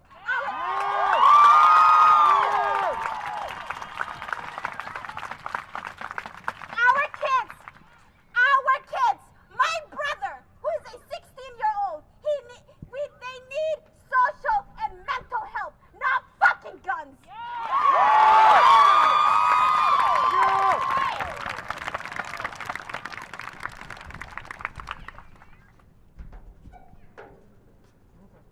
Contact your state and local official leaders to refuse political donations from law enforcement unions, associations, and political action committees.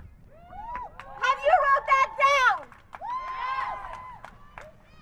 4, contact your state and local elected leaders to make policing contracts and the negotiations around them public and open to community comment. I honestly hope you are all writing this down. Please write them down. 5, run for office.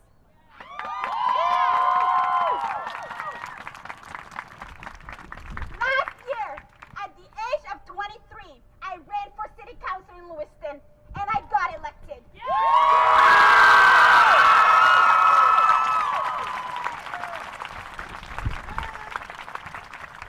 I have not only walked and spoke with protesters as I am doing today, but I'm also at the table advocating for their interests.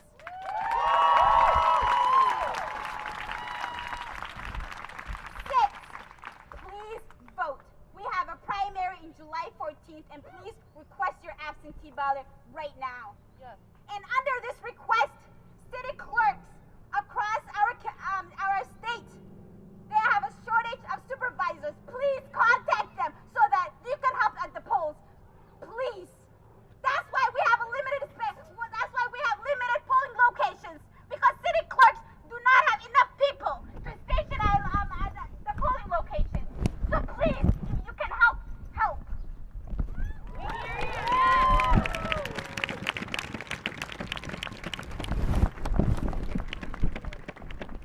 And lastly, continue to stand up as you are doing today.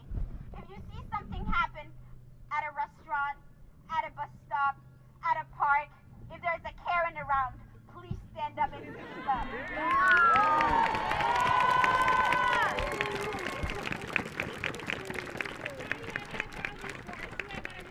I was not elected to be still and be silent. I was given a mic, and damn well I will fucking use it.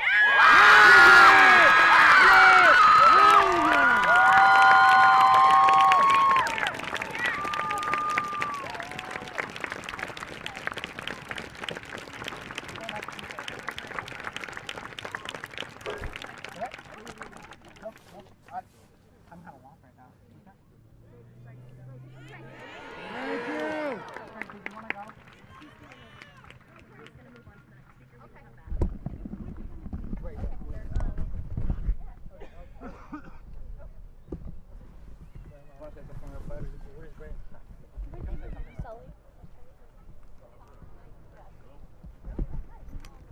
Hi. I'm not well spoken like my sister Sophia Khalid, but I just want to thank everyone who's coming out here. A lot of us see exactly what's going on in our country. It's sad to say after 400 years, we're still asking just to be equal as every single human being that's out here. It's really sad that a black man needs to be afraid, literally, like Sophia said, to be in their own hometown, in their own driveway. Amen. Literally. I work in this the city of Lewiston, Maine, as a case manager. There's literally conversations from all my elderlies, from my grandma, to my mom, to my dad, to every single person in my life, telling me to watch out. If someone comes talks to you who's in a position of authority or power, you need to act a certain way. You need to be polite. You need to be nice. You need to literally lower your voice, lower your music. Don't be disrespectful. Obviously, you shouldn't be disrespectful towards anyone. But when you have to act a certain way and you have to act different because someone might kill you, because they don't like your color, because they don't like your attitude, because they don't like the way you talk, that's really, really, really disgusting to me, to be honest with you, number one. Number two, there's a lot of people who think that, us protesting and being out here is very useless. But the thing they don't understand is that the fact that our country had to let many cities, many black brothers get arrested, get hurt. So many people that I know personally in Minnesota right now, older men, people that could be your dads, your grandparents, getting literally tackled and harassed and beaten down to the ground because they're out there supporting, because they feel the pain, that we all feel today. And the fact that they all have to be hurt, and the fact that it took all of these cities and all these people to come together just for four men who's literally watched, three of them watched as their own friend and their partner killed an innocent man who was begging to breathe. Not to get up and walk, not to literally do it, just to get up and breathe. As you all watch the video, literally the people who were recording the videos asking him, just let them breathe, let him breathe. That's all he's asking for. And he sat there while he kneeled on his neck, smiling. So we're not saying all lives don't matter. We're not saying all white people are racist. All we're saying is give us the damn fucking chance to be fucking equal.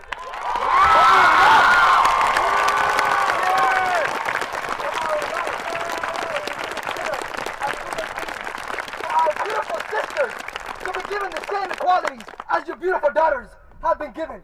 As our beautiful mothers can be respected with their hijabs on when they walk down the streets. As our dark-skinned people are now looked upon to be animals. We breathe. And we have the same blood as every single one of you. So we thank you so much for showing support. And we would love for you guys to continue. So we can all be equal. Thank you. Thank you.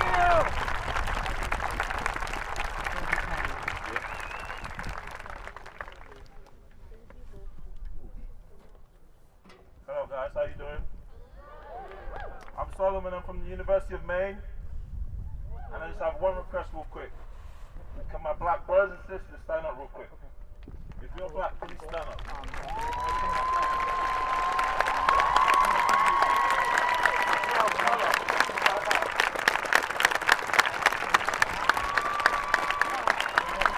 I want to see you. I want to kill you.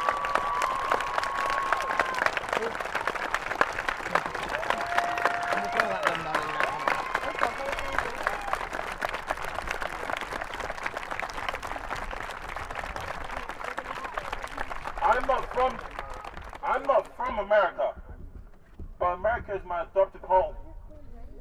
I came to the University of Maine as an 18-year-old, coming from London, England, and I've seen all of it. My experience as a black man in America is a tale of two cities.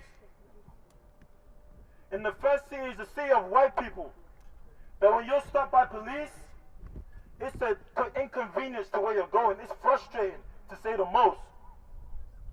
If you're a black man in America, that's not an inconvenience. You're scared every single day when you leave your house, when you're driving that car, that you could be stopped by police and you could be George Floyd, Breonna Taylor. Those things happen. And people have told me, ever since I got here, even when I was in England, that these things don't happen.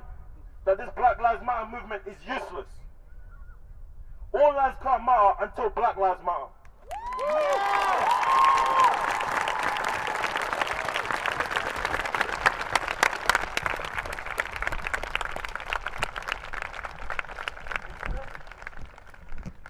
When I saw the video, I've been stopped by police in America.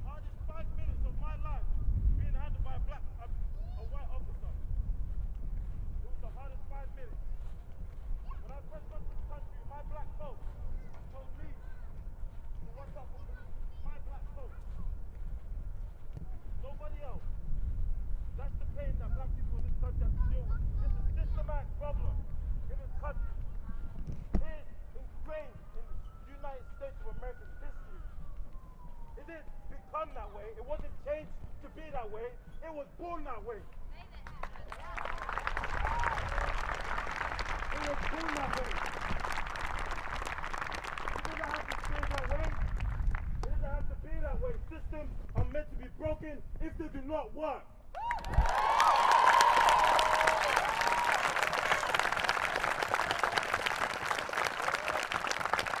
It feels to me that I was here, I didn't even plan to say it, but when I was looking behind me, look at that picture right there. Right there. I see black and white babies, dancing, having fun. Yeah! I see black people that don't have to worry, man. George Floyd, oh my God, man. George Floyd is in me. George Floyd is in every black person here. His pain is our pain. His worry is our worry.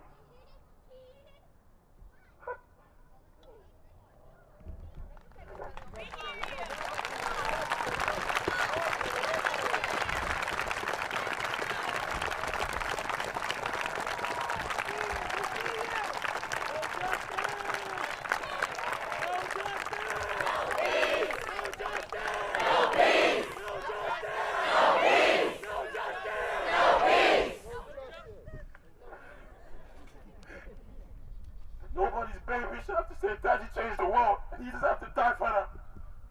Nobody's baby. George Floyd should be right here with his child. He should have to change the world. The people that we elect should change the world. Thank you, everybody, for coming out here.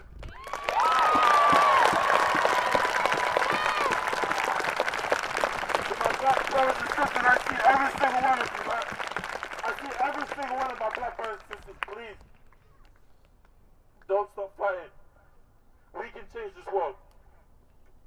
There's so many things that we can change this world, and we need to start with getting that motherfucker out the fucking White House.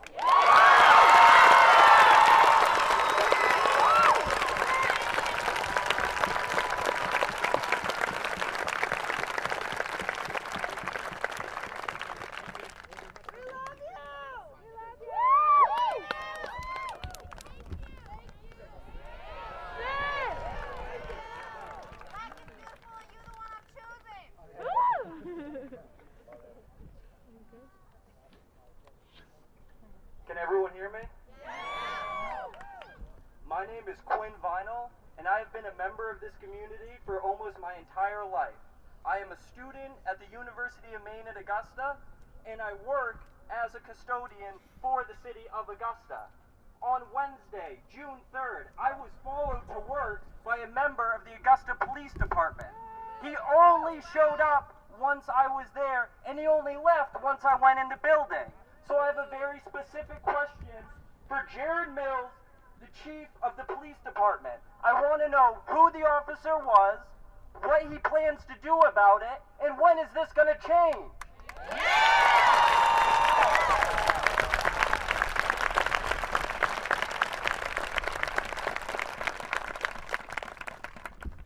Again, I live here, and I'm not leaving. I want this to change. I'm not going to move.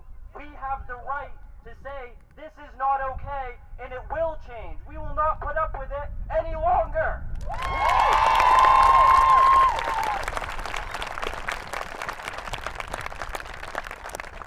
And lastly, I just want to say thank you to everyone who showed up, and my condolences to every family, not just black, but LGBTQ, Latinx, Muslim, every other minority group that's been a victim of police brutality, because it's not just a black problem.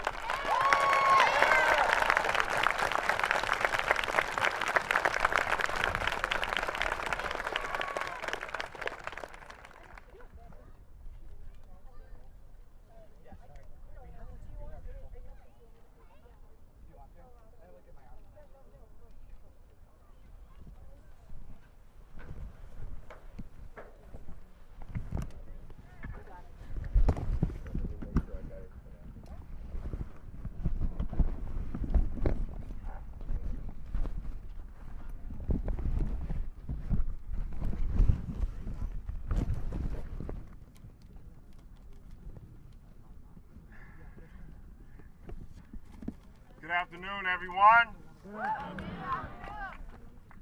My name is Craig Hickman. I live in Winthrop, and I am a black man. I am the longest serving black man who has served in the Maine House of Representatives in the 200-year history of this great state.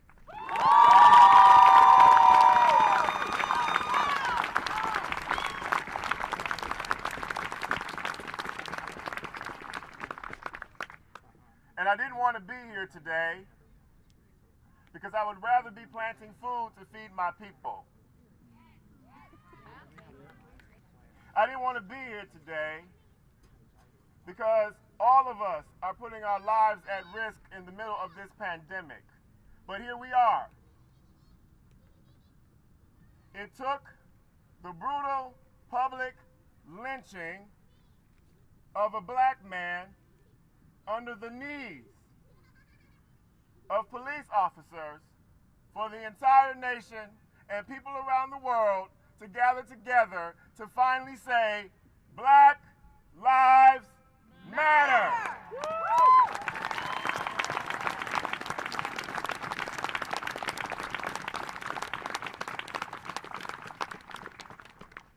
I did not know George Floyd, but I am George Floyd. I have cried for hours, I have trembled for days, reliving one of the terrible places where life can be found. It was the end of 1989.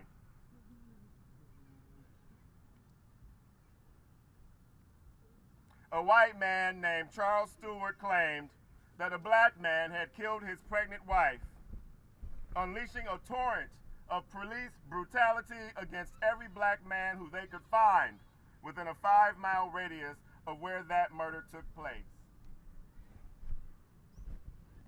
In the wrong place, at the wrong time, the Boston police captured me just outside a subway station in Roxbury, a black neighborhood in Boston. Head bashed against a car hood, a street lamp, and a brick wall. Thrown to the ground, the weight of rage pinning me down. Can't remember how many of them had their knees on my back. Can't remember how many had their knees on my legs. Can't remember how many had his knees on my neck. Mama! Mama, please! I yelled as I did that time, age 12, when I was raped by a white man. Mama, Mama, please. I couldn't breathe. I thought they were going to kill me right then, right there.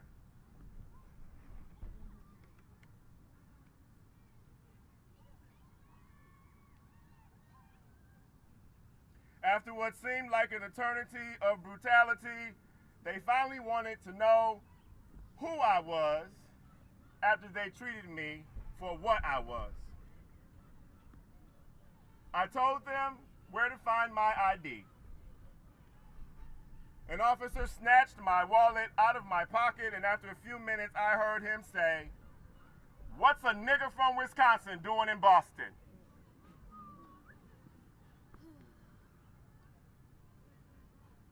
Take your time.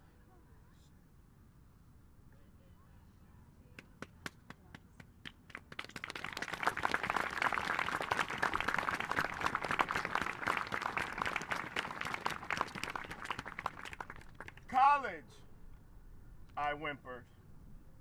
That's when he saw it, my Harvard ID. I wasn't sure if it would make him mad or have mercy. I'm still not sure. But I got up, they unlatched my wrists, set me free, but I couldn't get back on no train. So I walked, bloodied. I walked bruised. I walked, broken. I walked back to my dorm and slept for 3 days. And then I got sick with mystery. Insomnia, night sweats that wet through my futon all the way to the floor, extreme fatigue, panic attacks, excruciating migraine headaches. I spent the final spring break of my college term in the hospital with pneumonia, and then back again with a severe allergic reaction to the medication to treat it. I thought death was knocking. Wasn't sure I would make it to my Harvard graduation 30 years ago today. It was.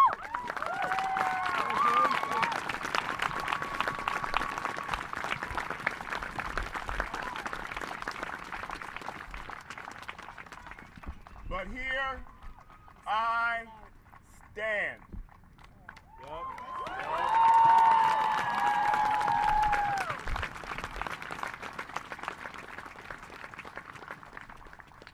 Welcome, son. After a few weeks, the truth came out. Charles Stewart's brother ratted on him. Charles Stewart killed his own wife in cold blood and blamed it on a black man.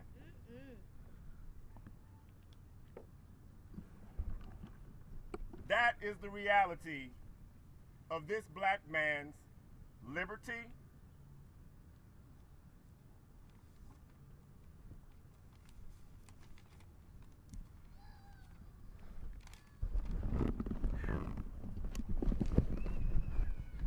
I'm going to close with a passage from my all-time favorite writer, James Baldwin.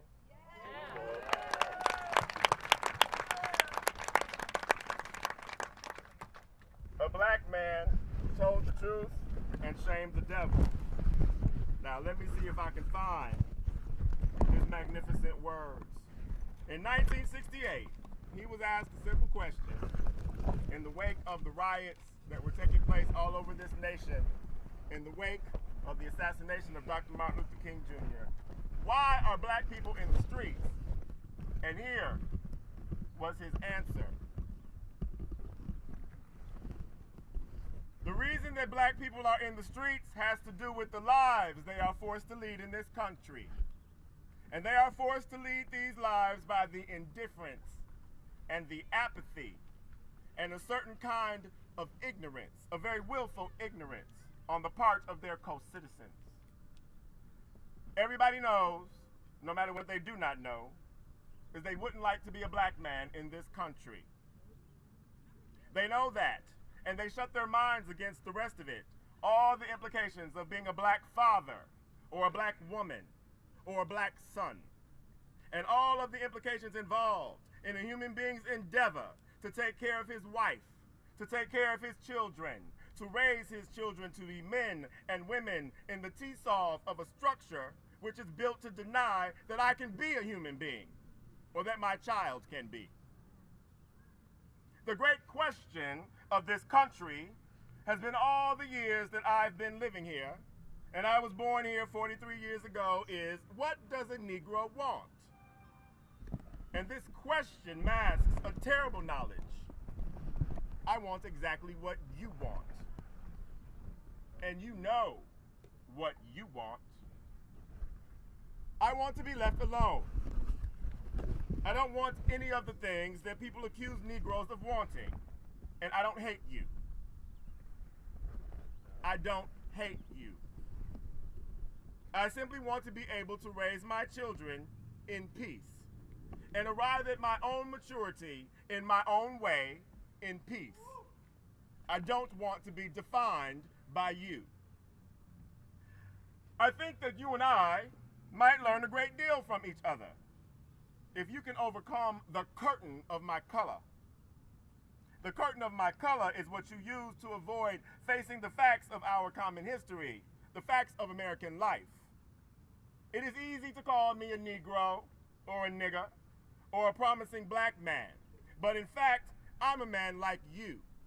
I want to live like you. This country is mine too.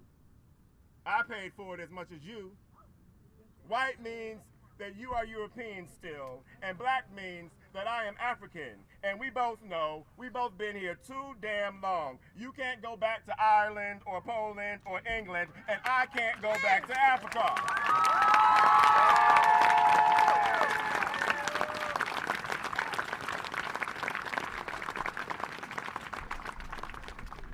And we will live here together, or we will die here together. And it's not I am telling you, time is telling you. And you will listen, or you will perish.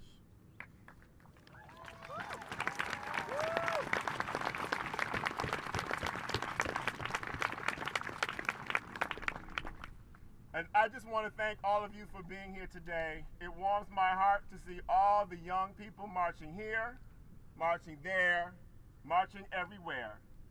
I never thought I'd see it, but once again, it took the public lynching of a black man at the knees of police officers to bring about this uprising, this rebellion, this correction. Vote.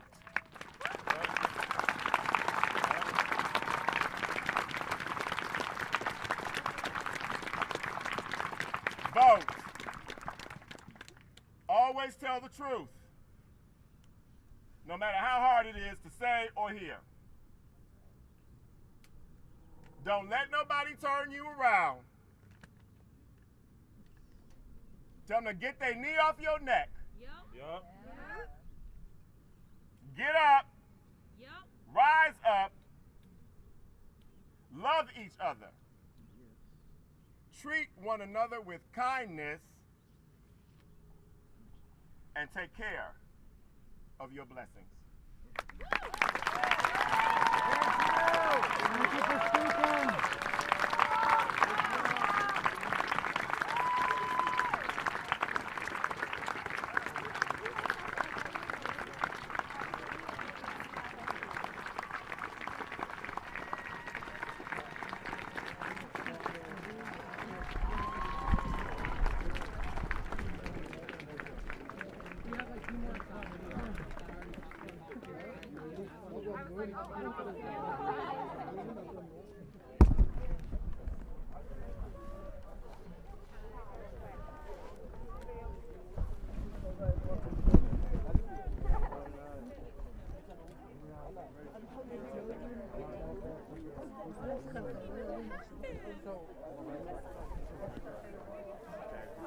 Guys, we still do have a couple speakers. We probably are going to run past 5 o'clock. In that case, we probably will just stay here rather than marching back to the state capitol because we do want to make sure everyone is heard. So please feel free to stay.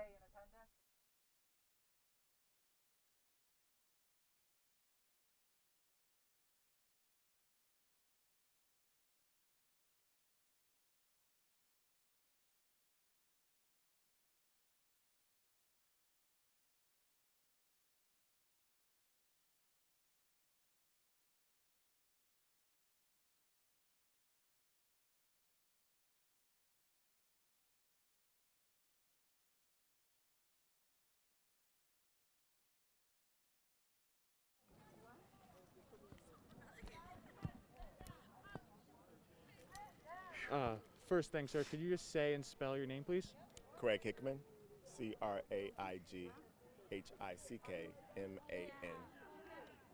Craig, obviously a very emotional speech that you just delivered. Why did you want to address the crowd here? The people who love me told me that I had no choice because this moment is too important. And so, here I am. I could not be silent today, given what is happening in our country to people who do not deserve to be brutalized and terrorized and murdered at the hands of those who we pay with our taxes to serve and protect us. And you mentioned how you love seeing that this is a younger crowd, and you obviously spent a lot of years in that building behind me. How important is it for kids, my age, my generation, to get out and vote and invoke change? It's the only way forward because you are our future. And youth can no longer be apathetic, and they now can wait for somebody to do something. They have to get up and do it for themselves, and that is what is an amazing thing to bear witness to throughout these weeks of pain and grief and anguish and anger and rage. Thank you much, sir. I appreciate your time. Thank you. Thank you very much.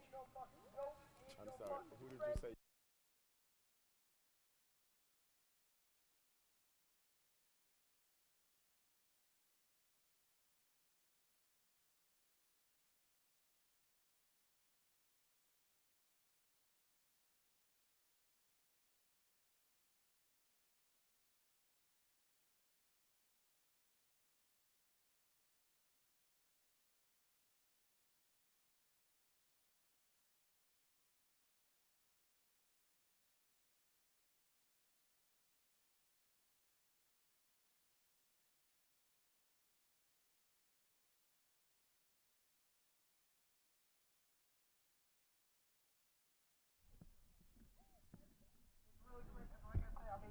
It's really scary. I got people telling me, like, be careful out here.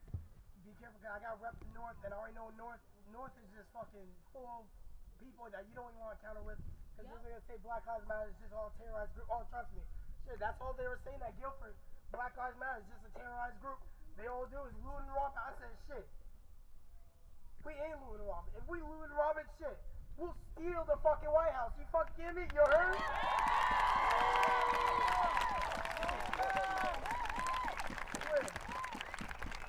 We are keeping a peaceful protest, like I always said. I always keep it peaceful to the day down. Shit, to the night, to the day, to the night up, to that freaking sun goes up, to the moon goes down. Oh shit. I'm fucking ready for whatever they throw at me, cause shit. Cause I remember that fucking day. I remember freaking Tuesday. It was some other day. I remember my fucking brother being there. My little brother. You fucking kidding me? They freaking bringing fucking ARs, all that kind of shit to that one peaceful protest.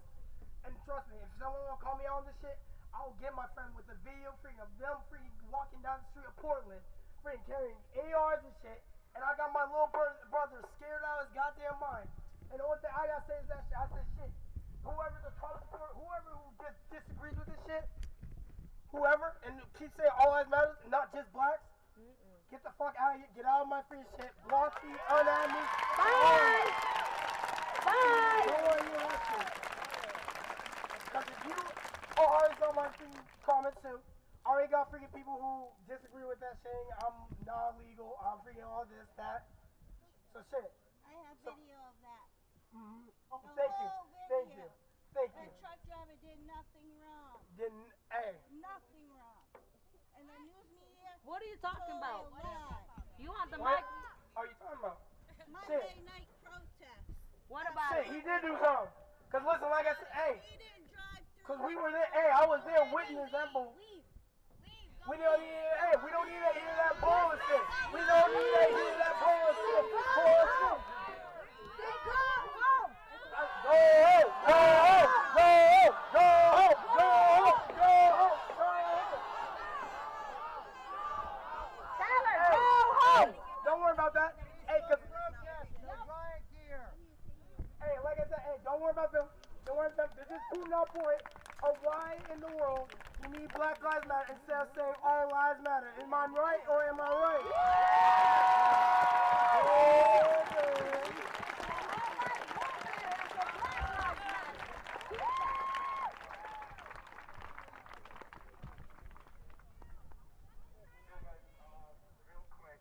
So a lot of times when, especially in times like this, it's easy for us to get lost in the moment and not realize just how much bigger everything is. Something happens, we react. People are, as human beings, we're reactionary. So somebody will come up or something will happen, and then people react. We have to realize this is much bigger than that.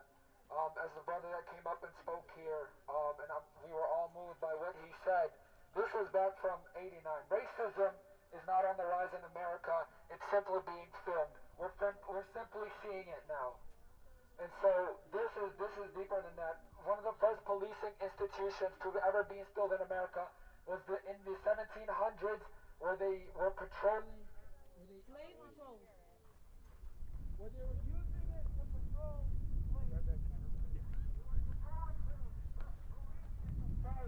Are designed to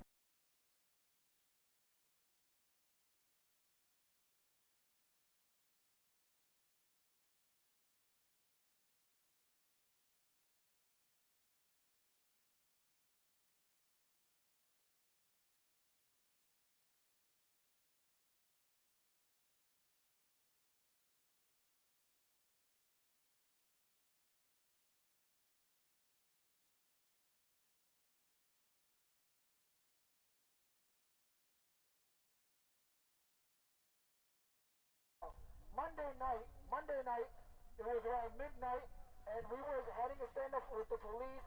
One of the sisters that was leading the protest, she was gonna go give the announcement for them to sit down, for the protesters to sit down, because it was dragging on. So she went over, as she was about to give the announcement, one of the cops opens his shield, grabs her, and yanks her behind him, where two more cops get on her and arrest her. I went up to him, yelling, "Coward! You're a coward! You're a coward!" And that's when one of the cops next to him, he sprayed me. And when I turned around, I ran, and strangers grabbed me and started helping me. I want to tell you this story to highlight the beauty and the togetherness and the unity in this movement, and to also tell you guys, and to tell them, that they can pepper spray us, they can jail a revolutionary, but you will never jail the revolution.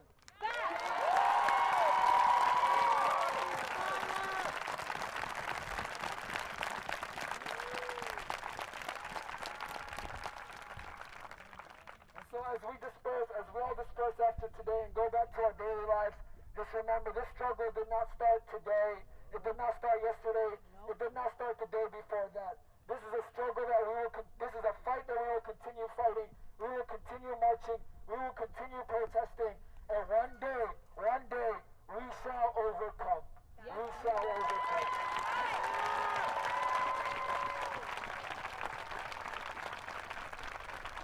Thank you all.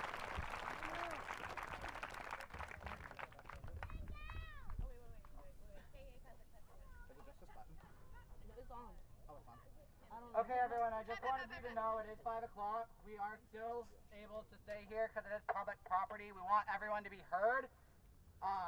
Though since it's 5 o'clock, I just want to announce we do have a memorial down towards the fence. There's tape down there.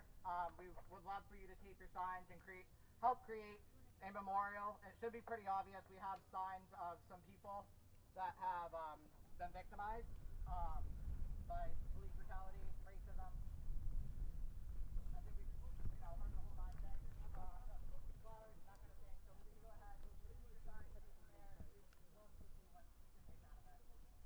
So here's some more speakers. Sorry.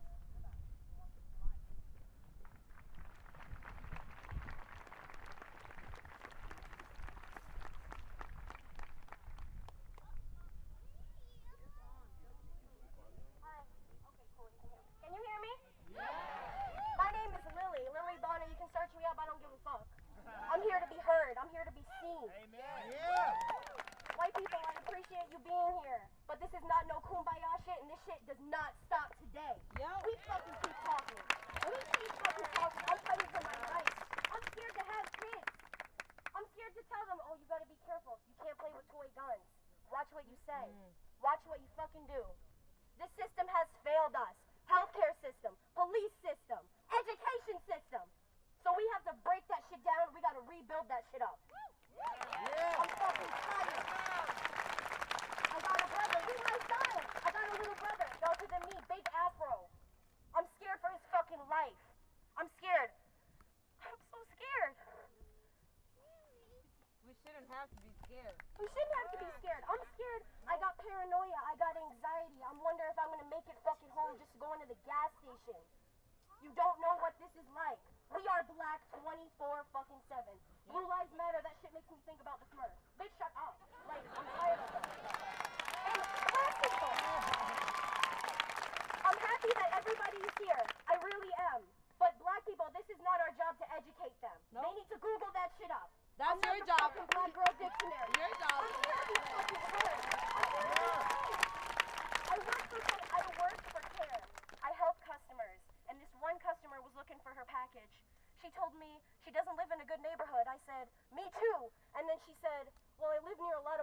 people. She said, I live near a lot of black people, and you can hear by my voice, the way I talk, I don't talk black. But she didn't know, and she was like, George Floyd this, George Floyd that. I said, ma'am, I'm black, and I just went protesting. She hung up on me. So funny. I tried to call her ass back, she wouldn't fucking answer. I had to call my boss. And tell her what happened. I had to tell her what happened. I had to go out of my way to talk to somebody. Waste time out of my day at work. Because people want to say some ignorant ass shit. I gotta go. I'm fucking tired. I'm so tired. And I'm proud of everybody here today, I really am. But white people, educate your fucking friends, your family. And if they don't deal, if they don't want to listen, cut that shit off.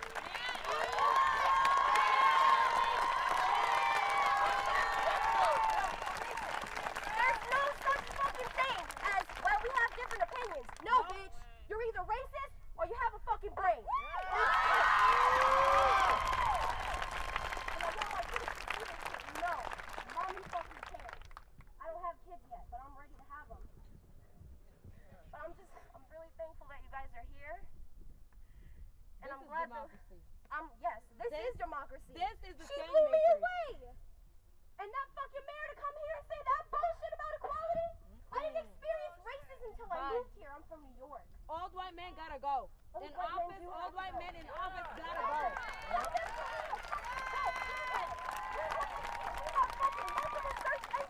Just for you to not know what racism is, really? And don't fucking come here for clout to take a picture and leave, too!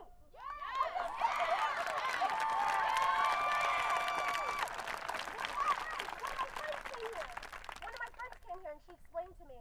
She told me one of her friends went to a protest yesterday, took a picture and left. Oh, I'm cursing that bitch out when I'm done with this shit. You don't even know. I get into so many fucking fights, I'm done being quiet. I'm done being fucking silent.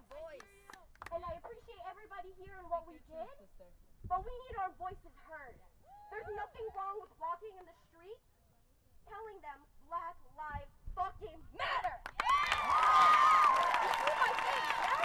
You see my fucking face. I'm pissed off. I'm angry. I'm afraid. I'm scared. I hate talking in front of people too.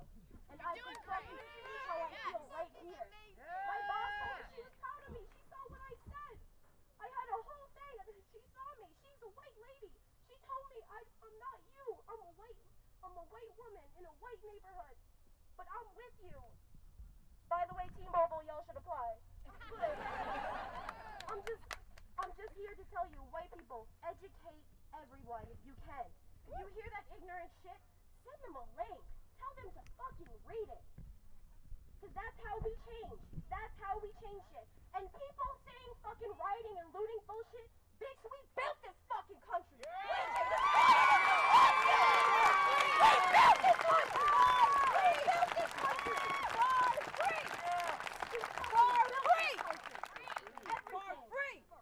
They fucking love it too. They hate the people, but they love the fucking culture. Oh, they love do. Our men, they love our women, they love our music, they love everything. We created it. Yo, fucking one dance and everything. I'm just saying, education is key. It's how we change America, and it starts fucking today. Okay? Okay. All right.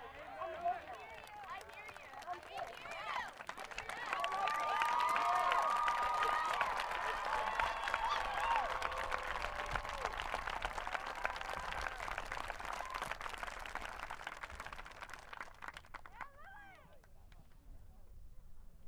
Next speaker coming up.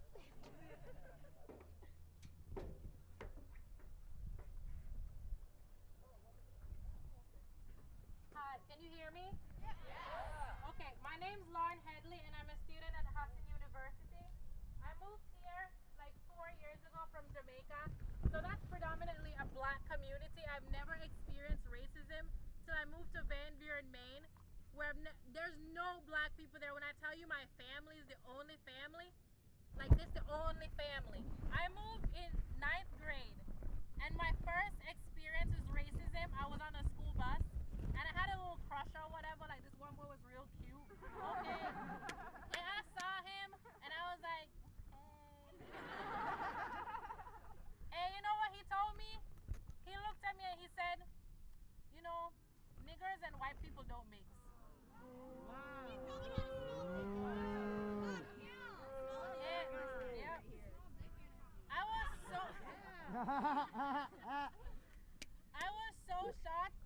I've never even heard anybody use a hard R like that, and I was like, what? His name? Hunter. There we go. Of course it's Hunter! Let's talk about it. That was just one experience. Another experience, I was at school and this girl was crying because her boyfriend did something, I guess. And I was at my table talking to my friends and we were laughing. She thought that I was laughing at her, but I didn't even see her. She came over and she's like, you fucking cunt, you nigger. And I was like, me? I'm looking for who she's talking to because it can't be me.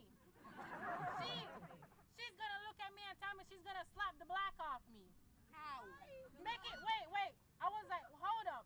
So you're telling me that I can just take this black off, hang it up and be like, huh, I've had enough big black today, I'm done. No, honey, that's not how that works.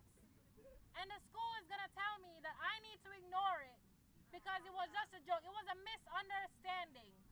Racism doesn't exist. You're gonna tell me racism does not exist, that she did not target me because I'm the only black student in that lunchroom. You're gonna tell me that it's not because of my skin why I was targeted, why niggers and white people don't mix. Make it make sense, please. It does not, thank you, it doesn't make no sense. We have people in that same school telling me, well, black on black crime counts for more even though you guys are the majority. First of all, it's just crime, but if we're gonna stoop to your level, let's talk about it. Thank you. Say we have a bag, right, of 100 marbles. 85 of them are white, 15 of them are black. You reach in there and you pick out 14 black marbles and 1 white marble. Tell me you weren't looking for the black ones. Tell me you didn't reach in there looking for the black. Please tell me. Probability and statistics says you are going to pick more white, but why is your hand filled with black marbles? You weren't looking for my black brothers and sisters. That's what you did. Tell me police brutality does not exist. Racism does not exist since when? We've been oppressed for 400 years and it's going on. Now it's just being filmed. I'm a CNA in Holton, Maine, and I can't go in some residence rooms because they don't like niggers. They don't like black people. Fuck Holton. Please tell me. You want me to take care of your grandparents, but you're going to tell me that I'm less than you. How does it make any sense? Thank you. It doesn't make any form of sense. None at all. Let me tell you something. Racism is taught. Those same people have been passing it down from generation to generation. We saw that little white boy playing with the black boy. You think he cares about his color? No. That shit was taught. It is here. We need to get rid of it. We need to use our voices. We need to vote. We need to sign these petitions. Please get Trump out of there. Please.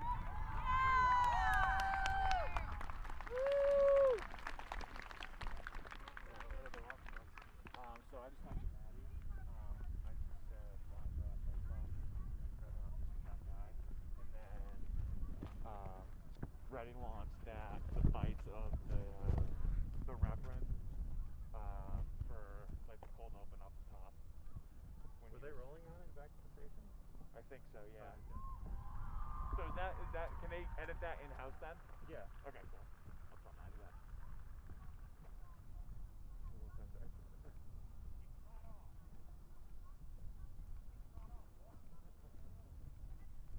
Are we still on Facebook Live? Oh, I hope not. Yeah.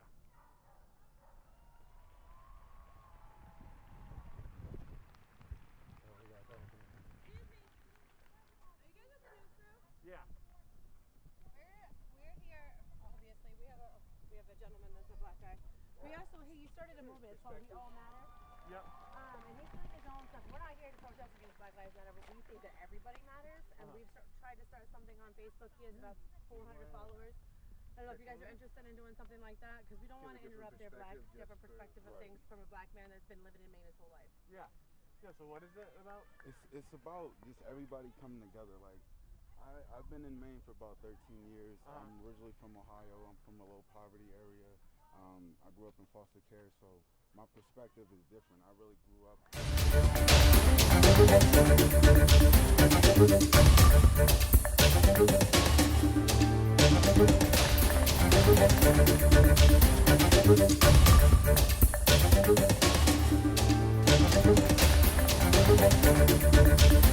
Thank you.